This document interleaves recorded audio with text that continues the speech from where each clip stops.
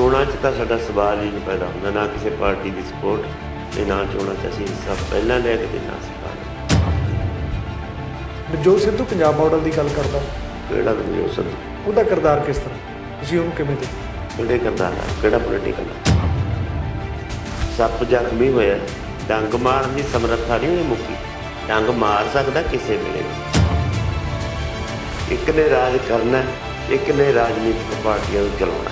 ਇਹ ਦੋ ਤਾਕਤਾਂ ਨੇ। ਉਹ ਕਹਿੰਦੇ ਨੇ ਕਿ ਅਸੀਂ ਸਿਆਸਤ ਦੇ ਵਿੱਚ ਆ ਕੇ ਅਸੀਂ ਲੋਕਾਂ ਦਾ ਜ਼ਿਆਦਾ ਸੁਧਾਰ ਕਰ ਸਕਦੇ। ਇੱਥੇ ਇੱਕੋ ਤਾਕਤ ਦੀ ਲੋੜ ਹੈ ਜਿਹੜੀ ਉਹਨਾਂ ਦੀਆਂ ਮਨਮਾਨੀਆਂ ਨੂੰ ਰੋਕ ਕੇ ਲੋਕਾਂ ਮੁਤਾਬਕ ਚੱਲਣ ਵਾਸਤੇ ਮੌਜੂਦ ਹੈ।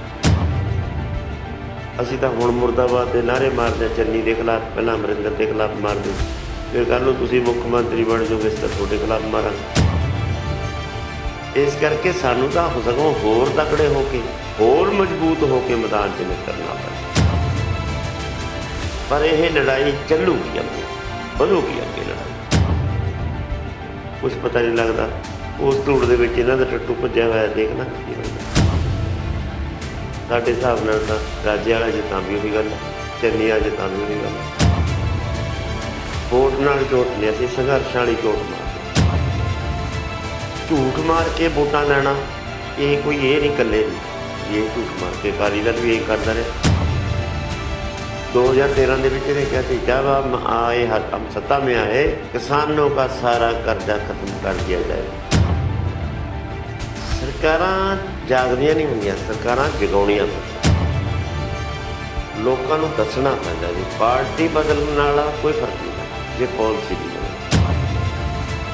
ਇਹ ਭਰੋਸਾ ਸਾਡੇ ਲੋਕਾਂ ਨੂੰ ਸਾਡੇ 'ਤੇ ਬੱਝਿਆ ਵਾ ਅਤੇ ਇਹਨੂੰ ਭਰੋਸੇ ਨੂੰ ਹੋਰ ਪੱਕਾ ਕਰਨ ਦੀ ਖਾਤਰ, ਹੋਰ ਮਜ਼ਬੂਤ ਕਰਨ ਦੀ ਖਾਤਰ ਅਜੇ ਕਾਫੀ ਕੰਮ ਕਰਨਾ ਬਾਕੀ।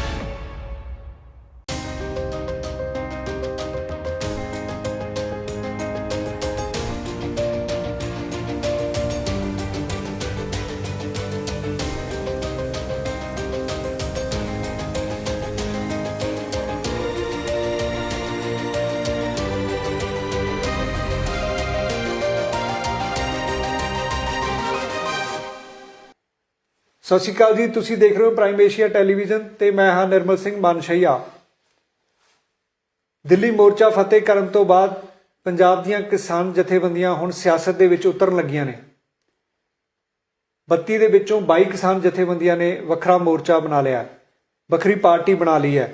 ਉਹਨਾਂ ਨੇ ਸੰਯੁਕਤ ਸਮਾਜ ਮੋਰਚੇ ਦੇ ਨਾਂ ਹੇਠ ਸਿਆਸੀ ਪਾਰਟੀ ਬਣਾਉਣ ਦਾ ਐਲਾਨ ਕੀਤਾ ਪਿਛਲੇ ਦਿਨੀ, ਤੇ ਪੰਜਾਬ ਦੀਆਂ 117 ਦੀਆਂ 17 ਵਿਧਾਨ ਸਭਾ ਸੀਟਾਂ ਦੇ ਉੱਤੇ ਚੋਣਾਂ ਲੜਨ ਦਾ ਐਲਾਨ ਕਰ ਦਿੱਤਾ ਹੈ। ਇਹ ਗਰੁੱਪ ਕਿਹੜੇ ਨੇ, ਕੀ ਇਹਨਾਂ ਦੀ ਰਣਨੀਤੀ ਆ, ਕੀ ਪੰਜਾਬ ਦੇ ਲੋਕ ਉਹਨਾਂ ਨੂੰ ਅੱਗੇ ਲਾਉਣਗੇ ਜਾਂ ਕਿਸ ਤਰ੍ਹਾਂ ਦਾ ਭਵਿੱਖ ਰਹੂਗਾ? ਪੰਜਾਬ ਦੇ ਮੁੱਦੇ ਉੱਥੇ ਦੇ ਉੱਥੇ ਰਹਿਣਗੇ ਜਾਂ ਪੰਜਾਬ ਦੇ ਮੁੱਦਿਆਂ ਦੇ ਉੱਤੇ ਕੋਈ ਪਹਿਰਾ ਦੇਊਗਾ? ਸਰਕਾਰ ਬਣਨ ਨਾਲ ਮਸਲੇ ਹੱਲ ਹੋਣਗੇ ਜਾਂ ਸਰਕਾਰ ਨੂੰ ਚਲਾਉਣ ਦੇ ਨਾਲ, ਬਣਾਉਣ ਦੇ ਨਾਲ ਜਾਂ ਝੁਕਾਉਣ ਦੇ ਨਾਲ? ਅਸੀਂ ਗੱਲਬਾਤ ਕਰਦੇ ਹਾਂ ਭਾਰਤੀ ਕਿਸਾਨ ਯੂਨੀਅਨ ਏਕਤਾ ਉਗਰਾਹਾਂ ਦੇ ਪ੍ਰਧਾਨ ਜੋਗਿੰਦਰ ਸਿੰਘ ਉਗਰਾਹਾਂ ਹੋਰਾਂ ਦੇ ਨਾਲ, ਜਿਹੜੇ ਕਿ ਪੰਜਾਬ ਦੀ ਸਭ ਤੋਂ ਵੱਡੀ ਕਿਸਾਨ ਜਥੇਬੰਦੀ ਦੇ ਆਗੂ ਨੇ।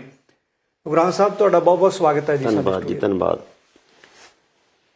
ਉਗਰਾਹਾਂ ਸਾਹਿਬ, ਜਿਵੇਂ ਕਿ ਤੁਸੀਂ ਦਿੱਲੀ ਮੋਰਚਾ ਫਤਿਹ ਕੀਤਾ ਹੈ, ਤੁਹਾਡੀ ਸਭ ਤੋਂ ਵੱਡੀ ਜਥੇਬੰਦੀ ਹੈ ਪੰਜਾਬ ਦੇ ਵਿੱਚ, ਕਿਸਾਨਾਂ ਦੀ ਅਗਵਾਈ ਕਰਦੀ ਹੈ।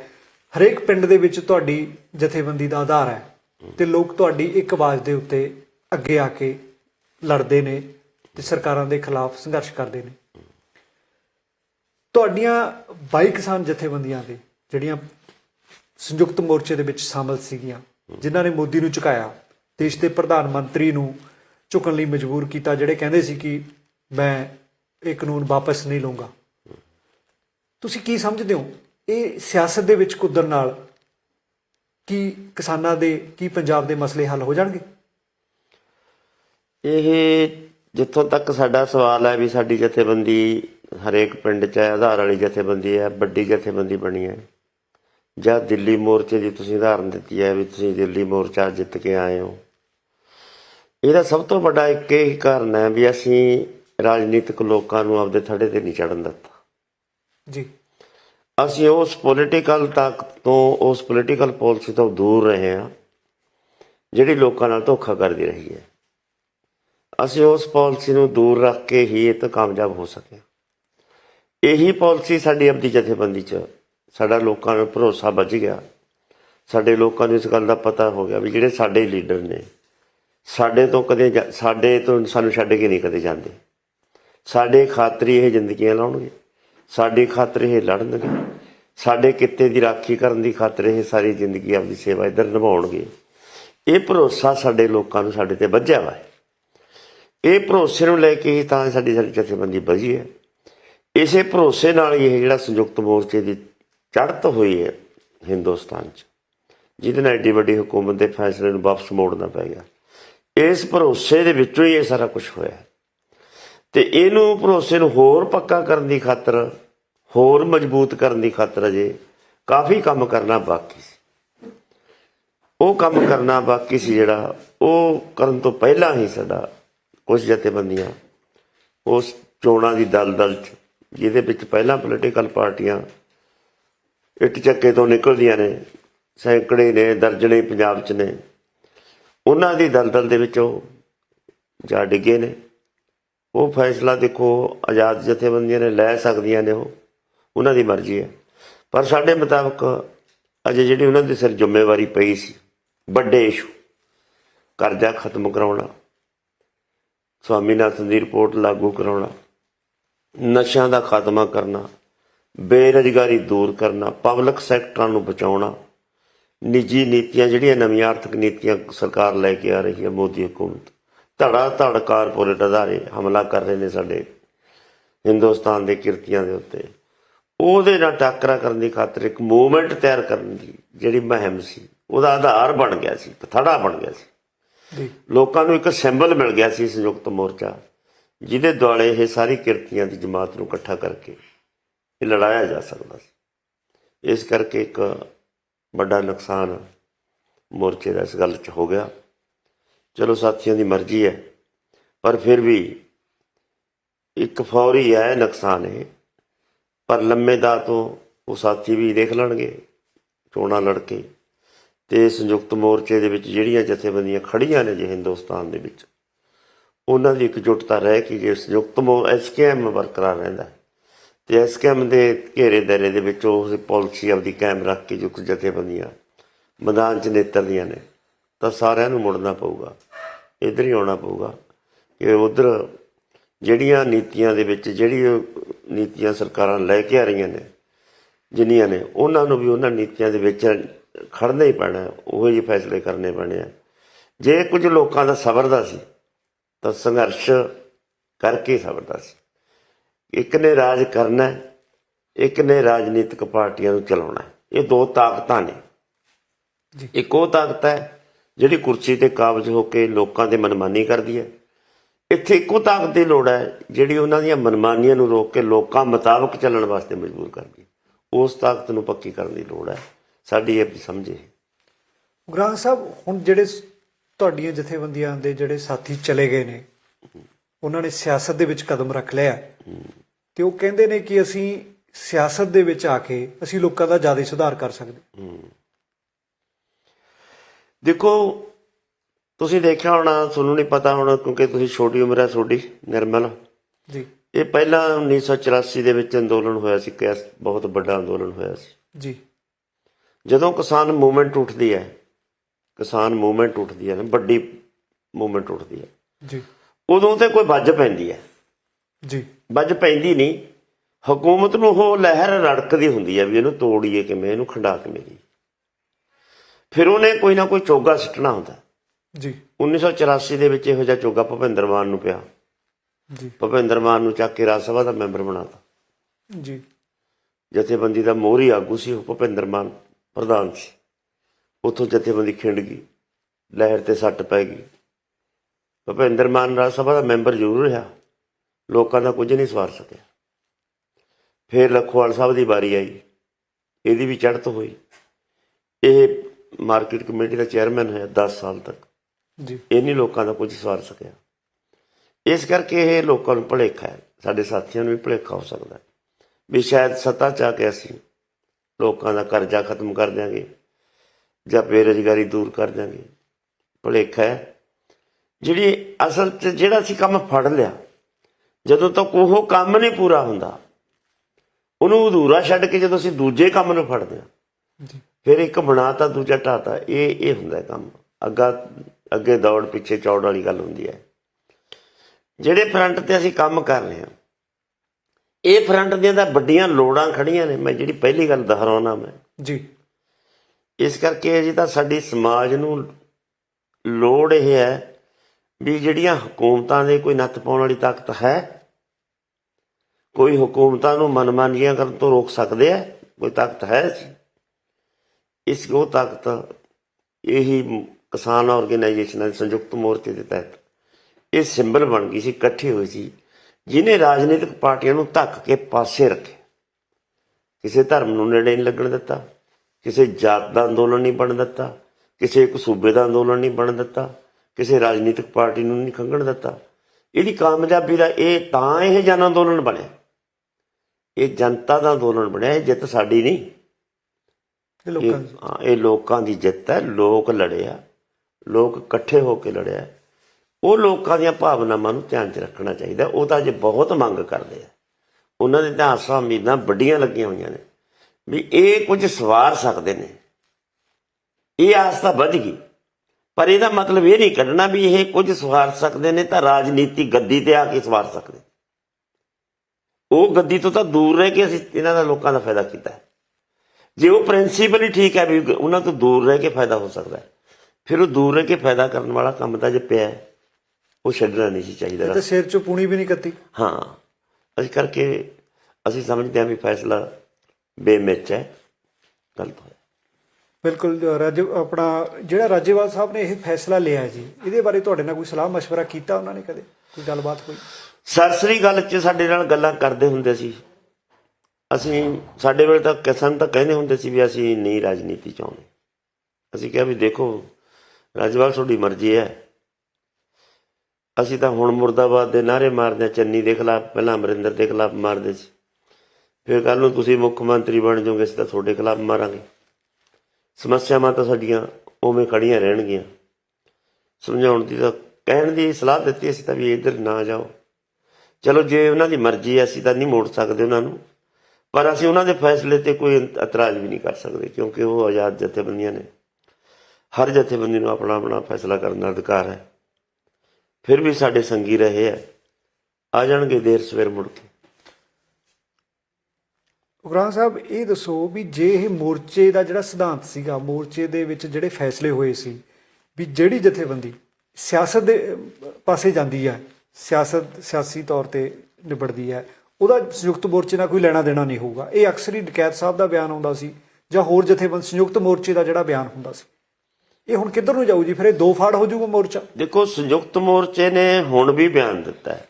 ਅਸੀਂ 25 ਤਰੀਕ ਨੂੰ ਇਹਨਾਂ ਨੇ ਫੈਸਲਾ ਲਿਆ, 25 ਤਰੀਕ ਨੂੰ ਅਸੀਂ ਜ਼ੂਮ ਮੀਟਿੰਗ ਕੀਤੀ ਹੈ।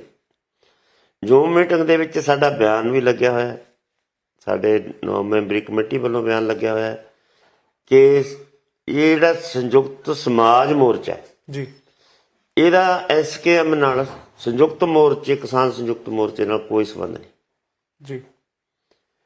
ਤੇ ਉਹਨਾਂ ਨੇ ਵੀ ਕਿਹਾ ਵੀ ਅਸੀਂ ਇਸ ਕਰਕੇ ਕੋਈ ਵੀ ਆਰਗੇਨਾਈਜੇਸ਼ਨ ਸੰਯੁਕਤ ਮੋਰਚੇ ਦਾ ਨਾਂ ਲੈ ਕੇ ਵੋਟਾਂ ਸਾਡਾ ਨਾਂ ਨਾ ਵਰਤੇ। ਇਹ ਅਸੀਂ ਕਿਹਾ ਉਹਨਾਂ ਨੂੰ। ਬਾਕੀ SKM ਦੀ ਮੀਟਿੰਗ ਹੋਣੀ ਹੈ 15 ਜਨਵਰੀ ਨੂੰ ਜੀ। ਉਹਦੇ 'ਚ ਵਿਚਾਰਿਆ ਜਾਊਗਾ ਕਿ ਜਿਹੜੀਆਂ ਪਾਰਟੀਆਂ, ਜਥੇਬੰਦੀਆਂ ਵੋਟਾਂ ਦੇ ਵਿੱਚ ਹਿੱਸਾ ਲੈਂਦੀਆਂ ਨੇ ਜਾਂ ਲੈ ਰਹੀਆਂ ਨੇ, ਉਹਨਾਂ ਬਾਰੇ ਕੀ ਫੈਸਲਾ ਕਰਨਾ ਹੈ। ਇਹ ਕੋਈ 15 ਨੂੰ ਏਜੰਡਾ ਲੱਗ ਸਕਦਾ ਹੈ ਕਿ ਨਹੀਂ ਲੱਗ ਸਕਦਾ, ਇਹ ਉਸ ਦਿਨ ਵਿਚਾਰਿਆ ਜਾਊਗਾ। ਪਰ ਪਹਿਲਾਂ ਇਹ ਜਿਹਾ ਨਹੀਂ ਸੀ ਕੁਛ ਵੀ। ਇਹ ਉਦੋਂ ਟ੍ਰੇਡ ਆਰਗੇਨਾਈਜੇਸ਼ਨ ਹੀ ਇਕੱਠੀਆਂ ਹੋਈਆਂ ਸੀ ਸੰਯੁਕਤ ਮੋਰਚੇ 'ਚ। ਇਹ ਉਹੋ ਜਿਹਾ ਕੋਈ ਵਿਚਾਰਿਆ ਜਾ ਸਕਦਾ ਜੀ। ਉਗਰਾਹਾਂ ਸਾਹਿਬ, ਤੁਹਾਨੂੰ ਨਹੀਂ ਲੱਗਦਾ ਕਿ ਜਿਸ ਤਰ੍ਹਾਂ ਦੇਸ਼ ਦੀ ਸਰਕਾਰ ਨੂੰ ਝੁਕਾਇਆ ਸੰਯੁਕਤ ਮੋਰਚੇ ਨੇ, ਕਿਸਾਨਾਂ ਦੀ ਇਕਜੁੱਟਤਾ ਨੇ, BJP ਵਰਗੀ ਪਾਰਟੀ ਨੂੰ ਝੁਕਣਾ ਪਿਆ ਤੇ ਆਪਣਾ ਫੈਸਲਾ ਵਾਪਸ ਲੈਣਾ ਪਿਆ, ਪਾਰਲੀਮੈਂਟ 'ਚ ਕਾਨੂੰਨ ਰੱਦ ਹੋਏ, ਕੀ ਉਹ ਚੁੱਪ ਕਰਕੇ ਬੈਠ ਜੂਗੀ? ਨਹੀਂ, ਉਹਨਾਂ ਨੇ ਫੈਸਲਾ ਜ਼ਰੂਰ ਲੈ ਲਿਆ ਵਾਪਸ। ਨੀਤ ਨਹੀਂ ਬਦਲੀ ਉਹਨਾਂ ਦੀ। ਨੀਤ ਤੇ ਨੀਤੀ 'ਚ ਕੋਈ ਫਰਕ ਨਹੀਂ ਪਿਆ। ਉਹ ਉਸੇ ਗੱਲ ਤੇ ਖੜੇ ਆ। ਉਹ ਮੁੜ ਕੇ ਨੀਤੀਆਂ ਤੋਂ ਮੁੜੇ ਨਹੀਂ, ਆਪਦੀ ਗੱਲ ਤੋਂ ਨਹੀਂ। ਉਹ ਤਾਂ ਹੁਣ ਵੀ ਕਹਿ ਰਹੇ ਨੇ ਵੀ ਕਾਨੂੰਨ ਬਹੁਤ ਵਧੀਆ ਸੀ। ਉਹ ਤਾਂ ਮੋਦੀ ਨੇ ਆਪਣੇ ਭਾਸ਼ਣ 'ਚ ਕਿਹਾ कि ये तो दिए के चानन जैसा सच था। लोगों को फायदा देने के लिए हमने कानून बनाए थे, लेकिन हम इनको, हमारी तपस्या कामयाब नहीं हुई, हम समझा नहीं पाए। हम देश के लोगों से माफी मांगते हैं, किसानों से नहीं माफी मांगी। ਜੀ ਦੇਸ਼ ਦੇ ਲੋਕਾਂ ਤੋਂ ਮਾਫੀ ਦਾ ਮਤਲਬ ਇਹ ਵੀ ਉਹਨੇ ਕਾਰਪੋਰੇਟ ਤੋਂ ਮਾਫੀ ਮੰਗੀ ਹੈ। ਤੁਹਾਡੇ ਕਾਨੂੰਨਾਂ ਨੂੰ, ਤੁਹਾਡੀ ਲੈਣ ਨੂੰ ਅਸੀਂ ਲਾਗੂ ਨਹੀਂ ਕਰ ਸਕੇ। ਸੱਪ ਜ਼ਖਮੀ ਹੋਇਆ, ਡੰਗ ਮਾਰਨ ਦੀ ਸਮਰੱਥਾ ਨਹੀਂ ਉਹਦੀ ਮੁੱਕੀ। ਡੰਗ ਮਾਰ ਸਕਦਾ ਕਿਸੇ ਵੇਲੇ ਵੀ। ਇਸ ਕਰਕੇ ਸਾਨੂੰ ਤਾਂ ਸਗੋਂ ਹੋਰ ਤਕੜੇ ਹੋ ਕੇ, ਹੋਰ ਮਜ਼ਬੂਤ ਹੋ ਕੇ ਮੈਦਾਨ 'ਚ ਨਿਤਰਨਾ ਪੈਣਾ। ਇਹ ਠੀਕ ਹੈ, ਸਾਡੇ ਸਾਥੀ ਚੋਣਾਂ 'ਚ ਗਏ ਨੇ, ਜਾਏ ਆਉਣ ਦੇ ਕੋਈ ਗੱਲ ਨਹੀਂ, ਉਹਨਾਂ ਚਿਰ ਅਸੀਂ ਖੜਾਂਗੇ। ਮੁੜੇ ਆਉਣਗੇ ਫੇਰ ਸਮਝ 'ਚ ਆਜੂ ਗੱਲ। ਤੇ ਪਰ ਇਹ ਲੜਾਈ ਚੱਲੂਗੀ ਅੱਗੇ, ਵਧੂਗੀ ਅੱਗੇ ਲੜਾਈ। ਅਸੀਂ ਤਾਂ ਤੁਹਾਨੂੰ ਪਤਾ ਹੈ 11 ਤਰੀਕ ਨੂੰ ਚੰਡੀਗੜ੍ਹ ਉੱਥੋਂ ਦਿੱਲੀੋਂ ਆਏ ਆ, 20 ਤਰੀਕ ਤੋਂ ਲਗਾਤਾਰ ਸਾਡੇ ਡੀਸੀ ਦਫ਼ਤਰਾਂ 'ਚ ਮੋਰਚੇ ਚੱਲਦੇ ਨੇ। ਦਿੱਲੀ ਦੇ ਰਸਤੇ ਵਿੱਚ ਹੀ ਸੀ ਅਸੀਂ, ਤਾਂ ਸਾਨੂੰ ਪਤਾ ਲੱਗਿਆ ਵੀ ਟੋਲ ਪਲਾਜ਼ਾ ਦੀਆਂ ਫੀਸਾਂ ਦੁੱਗਣੀਆਂ ਕਰਤੀਆਂ। ਅਜੇ ਤਾਂ ਪੰਜਾਬ ਵੀ ਨਹੀਂ ਪਹੁੰਚਿਆ, ਅਸੀਂ ਪਹਿਲਾਂ ਹੀ ਐਲਾਨ ਕਰਤਾ ਵੀ ਸਾਡੇ ਟੋਲ ਪਲਾਜ਼ੇ 15 ਨੂੰ ਨਹੀਂ ਉੱਠਦੇ। ਜੇ ਫੀਸਾਂ ਦੁੱਗਣੀਆਂ ਰਹਿਣਗੀਆਂ ਤਾਂ ਟੋਲ ਪਲਾਜ਼ੇ ਨਹੀਂ ਛੱਡਾਂਗੇ ਅਸੀਂ। ਇਸ ਕਰਕੇ ਸਾਡੀ ਤਾਂ ਲੜਾਈ ਚੱਲਦੀ, ਅਸੀਂ ਤਾਂ ਲੜਾਈ ਲੜਾਂਗੇ, ਕਿਉਂਕਿ ਸਾਡਾ ਇਹ ਕੰਮ ਹੈ। ਚੋਣਾਂ 'ਚ ਤਾਂ ਸਾਡਾ ਸਵਾਲ ਹੀ ਨਹੀਂ ਪੈਦਾ ਹੁੰਦਾ, ਨਾ ਕਿਸੇ ਪਾਰਟੀ ਦੀ ਸਪੋਰਟ, ਤੇ ਨਾ ਚੋਣਾਂ 'ਚ ਅਸੀਂ ਹਿੱਸਾ ਪਹਿਲਾਂ ਲਿਆ ਕਦੇ, ਨਾ ਅਸੀਂ ਗਾਂ ਲਈ। ਉਗਰਾਹਾਂ ਸਾਹਿਬ, ਤੁਸੀਂ ਤਾਂ ਇਹ ਗੱਲ ਕਹਿੰਦੇ ਹੋ, ਪਰ ਰਾਜੇਵਾਲ ਸਾਹਿਬ ਦਾ ਜੇ ਫੈਸਲਾ ਇਹ ਹੋ ਗਿਆ, ਇਹਨਾਂ ਨੇ ਇਕੱਠੇ ਹੋ ਕੇ ਕਰ ਲਿਆ, ਅਗਵਾਈ ਕਰ ਰਹੇ ਨੇ ਉਸ ਫਰੰਟ ਦੀ, ਪਾਰਟੀ ਦੀ, ਤਾਂ ਫਿਰ ਜਿਹੜੀ ਗੱਲ ਕਿਸਾਨ ਕਹਿੰਦੇ ਸੀ ਵੀ ਅਸੀਂ ਸਿਆਸੀ ਪਾਰਟੀਆਂ ਨੂੰ ਭਾਈ ਸਟੇਜ ਤੇ ਨਹੀਂ ਚੜ੍ਹਨ ਦੇਣਾ, ਹੁਣ ਜੇ ਇਹ ਸਿਆਸਤ ਦੇ ਵਿੱਚ ਆ ਗਏ, ਤੁਸੀਂ ਇਹਨਾਂ ਨੂੰ ਸੰਯੁਕਤ ਕਿਸਾਨ ਮੋਰਚੇ ਦੀ ਸਟੇਜ ਤੇ ਕਿਵੇਂ ਚੜ੍ਹਨਗੇ? ਹੁਣ ਤਾਂ ਇਹ ਜੇ ਸਿਆਸੀ ਪਾਰਟੀ ਦੇ ਲੀਡਰ ਰਹੇ, ਸਿਆਸੀ ਪਾਰਟੀ ਦੇ ਲੀਡਰ ਬਣਨਗੇ, ਅਜੇ ਬਣੇ ਨੇ ਨਾ ਜੀ। ਹੁਣ ਤਾਂ ਇਹਨਾਂ ਦਾ ਆਪਦਾ ਪੋਲੀਟੀਕਲ ਚੋਣਾਂ ਲੜਨਗੇ। ਸੰਯੁਕਤ ਮੋਰਚਾ ਤਾਂ ਜੇ ਹੁਣ ਚੱਲਣਾ ਹੈ ਨਾ, ਸੰਯੁਕਤ ਮੋਰਚੇ ਨੂੰ ਤਾਂ ਕੋਈ ਰੋਕ ਨਹੀਂ ਸਕਦਾ। ਸੰਯੁਕਤ ਮੋਰਚੇ ਨੇ 15 ਤਰੀਕ ਨੂੰ ਕੋਈ ਐਕਸ਼ਨ ਵੀ ਦੇਣਾ।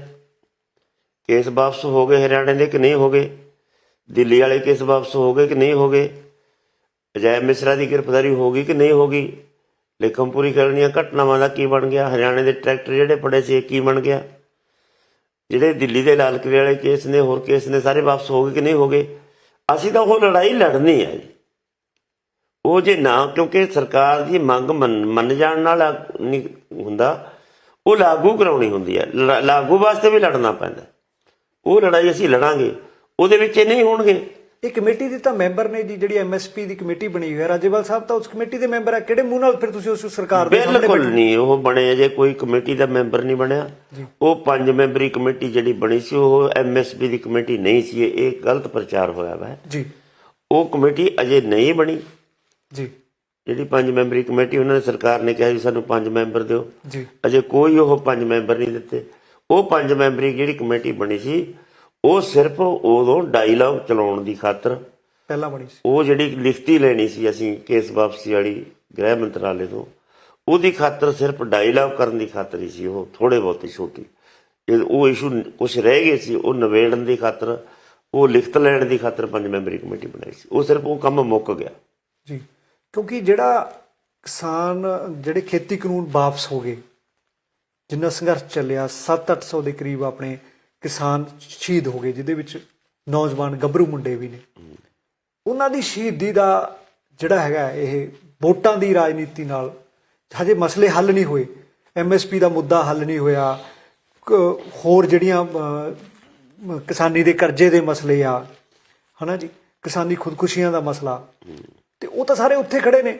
ਤੇ ਨਵੀਂ ਜਿਹੜਾ ਖੇਤੀ ਮਾਡਲ ਆ, ਉਹ ਫਿਰ ਵੀ ਦੁਬਾਰੇ, ਹੁਣ ਕੱਲ ਤੋਮਰ ਦਾ ਬਿਆਨ ਆਇਆ ਕੇਂਦਰੀ ਮੰਤਰੀ ਦਾ, ਉਹ ਕਹਿੰਦੇ ਅਸੀਂ ਦੁਬਾਰੇ ਲੈ ਕੇ ਆਵਾਂਗੇ ਕਾਨੂੰਨ। ਇਹ ਕਿੱਧਰ ਨੂੰ ਗੱਲ ਜਾਣੀ ਹੈ ਜੀ? ਫਿਰ ਇਹ ਤਾਂ ਦੇਖੋ, ਇਸ ਗੱਲ ਦਾ ਤਾਂ ਅਸੀਂ ਤਾਂ ਤੁਹਾਡੀ ਗੱਲ ਨਾਲ 16 ਨੇ ਸਹਿਮਤ। ਮੈਂ ਤਾਂ ਪਹਿਲਾਂ ਇਹ ਜ਼ਿਕਰ ਕਰਕੇ ਗਿਆ ਕਿ ਅਜੇ ਸੰਯੁਕਤ ਮੋਰਚੇ ਦੀ ਪਰਪੱਕਤਾ ਕਰਨ ਦੀ ਲੋੜ ਸੀ। ਅਜੇ ਹਰਿਆਣੇ ਦੀਆਂ ਜਥੇਬੰਦੀਆਂ ਦਾ ਕੰਮ ਕਰਨ ਦਾ ਤਰੀਕਾਕਾਰ, ਉਹਨਾਂ ਦੀ ਅੱਡ ਮੀਟਿੰਗਾਂ ਕਰਾਉਣਾ, ਯੂਪੀ ਦੇ ਵਿੱਚ, ਪੂਰਬੀ ਯੂਪੀ ਦੇ ਵਿੱਚ ਕੰਮ ਨੂੰ ਵਧਾਉਣਾ, ਰਾਜਸਥਾਨ ਦੇ ਵਿੱਚ ਕੰਮ ਨੂੰ ਪੱਕੇ ਪੈਰੀ ਕਰਨਾ, ਮੱਧ ਪ੍ਰਦੇਸ਼ ਵਰਗੀਆਂ ਸਟੇਟਾਂ ਨੂੰ ਪੱਕੇ ਪੈਰੀ ਕਰਨਾ, ਦੱਖਣ ਦੀਆਂ ਜਿਹੜੀਆਂ ਸਟੇਟਾਂ ਨੇ ਉਹਨਾਂ ਵਿੱਚ ਗੱਲ ਕਰਨੀ, ਪਹੁੰਚ ਕਰਨੀ, ਜਾਣੀ ਸੰਯੁਕਤ ਮੋਰਚੇ ਦਾ ਵਿਸਤਾਰ ਕਰਨਾ ਤੇ ਇਹਨੂੰ ਪੱਕੇ ਬਰੀ ਕਰਨਾ, ਇਹ ਕੰਮ ਪਿਆ ਸੀ ਅਜੇ, ਇਹ ਕਰਨ ਵਾਲਾ ਸੀ। ਜੀ ਸਾਡੇ ਸਾਥੀਆਂ ਨੂੰ ਇੱਧਰ ਜ਼ੋਰ ਲਾਉਣਾ ਚਾਹੀਦਾ ਸੀ। ਇਹ ਸਾਰੀ ਤਾਕਤ ਝੋਕ ਕੇ ਇਹ ਇਕਜੁੱਟਤਾ ਬਣ ਜਾਂਦੀ, ਇਹ ਸਿੰਬਲ ਬਣਦਾ ਫਿਰ ਹਿੰਦੁਸਤਾਨ ਦਾ। ਹਿੰਦੁਸਤਾਨ ਦੀ ਪੋਲਿਟਿਕਸ ਇਹਦੇ ਆਲੇ ਦੁਆਲੇ ਘੁੰਮਦੀ, ਇਹ ਸਿੰਬਲ ਨੇ ਫਿਰ ਹਿੰਦੁਸਤਾਨ ਦੀ ਸਿਆਸਤ ਨੂੰ ਨੱਥ ਪਾ ਕੇ ਰੱਖਣੀ ਸੀ ਵੀ ਇੱਧਰ ਕਰੋ, ਐਂ ਚੱਲੋ।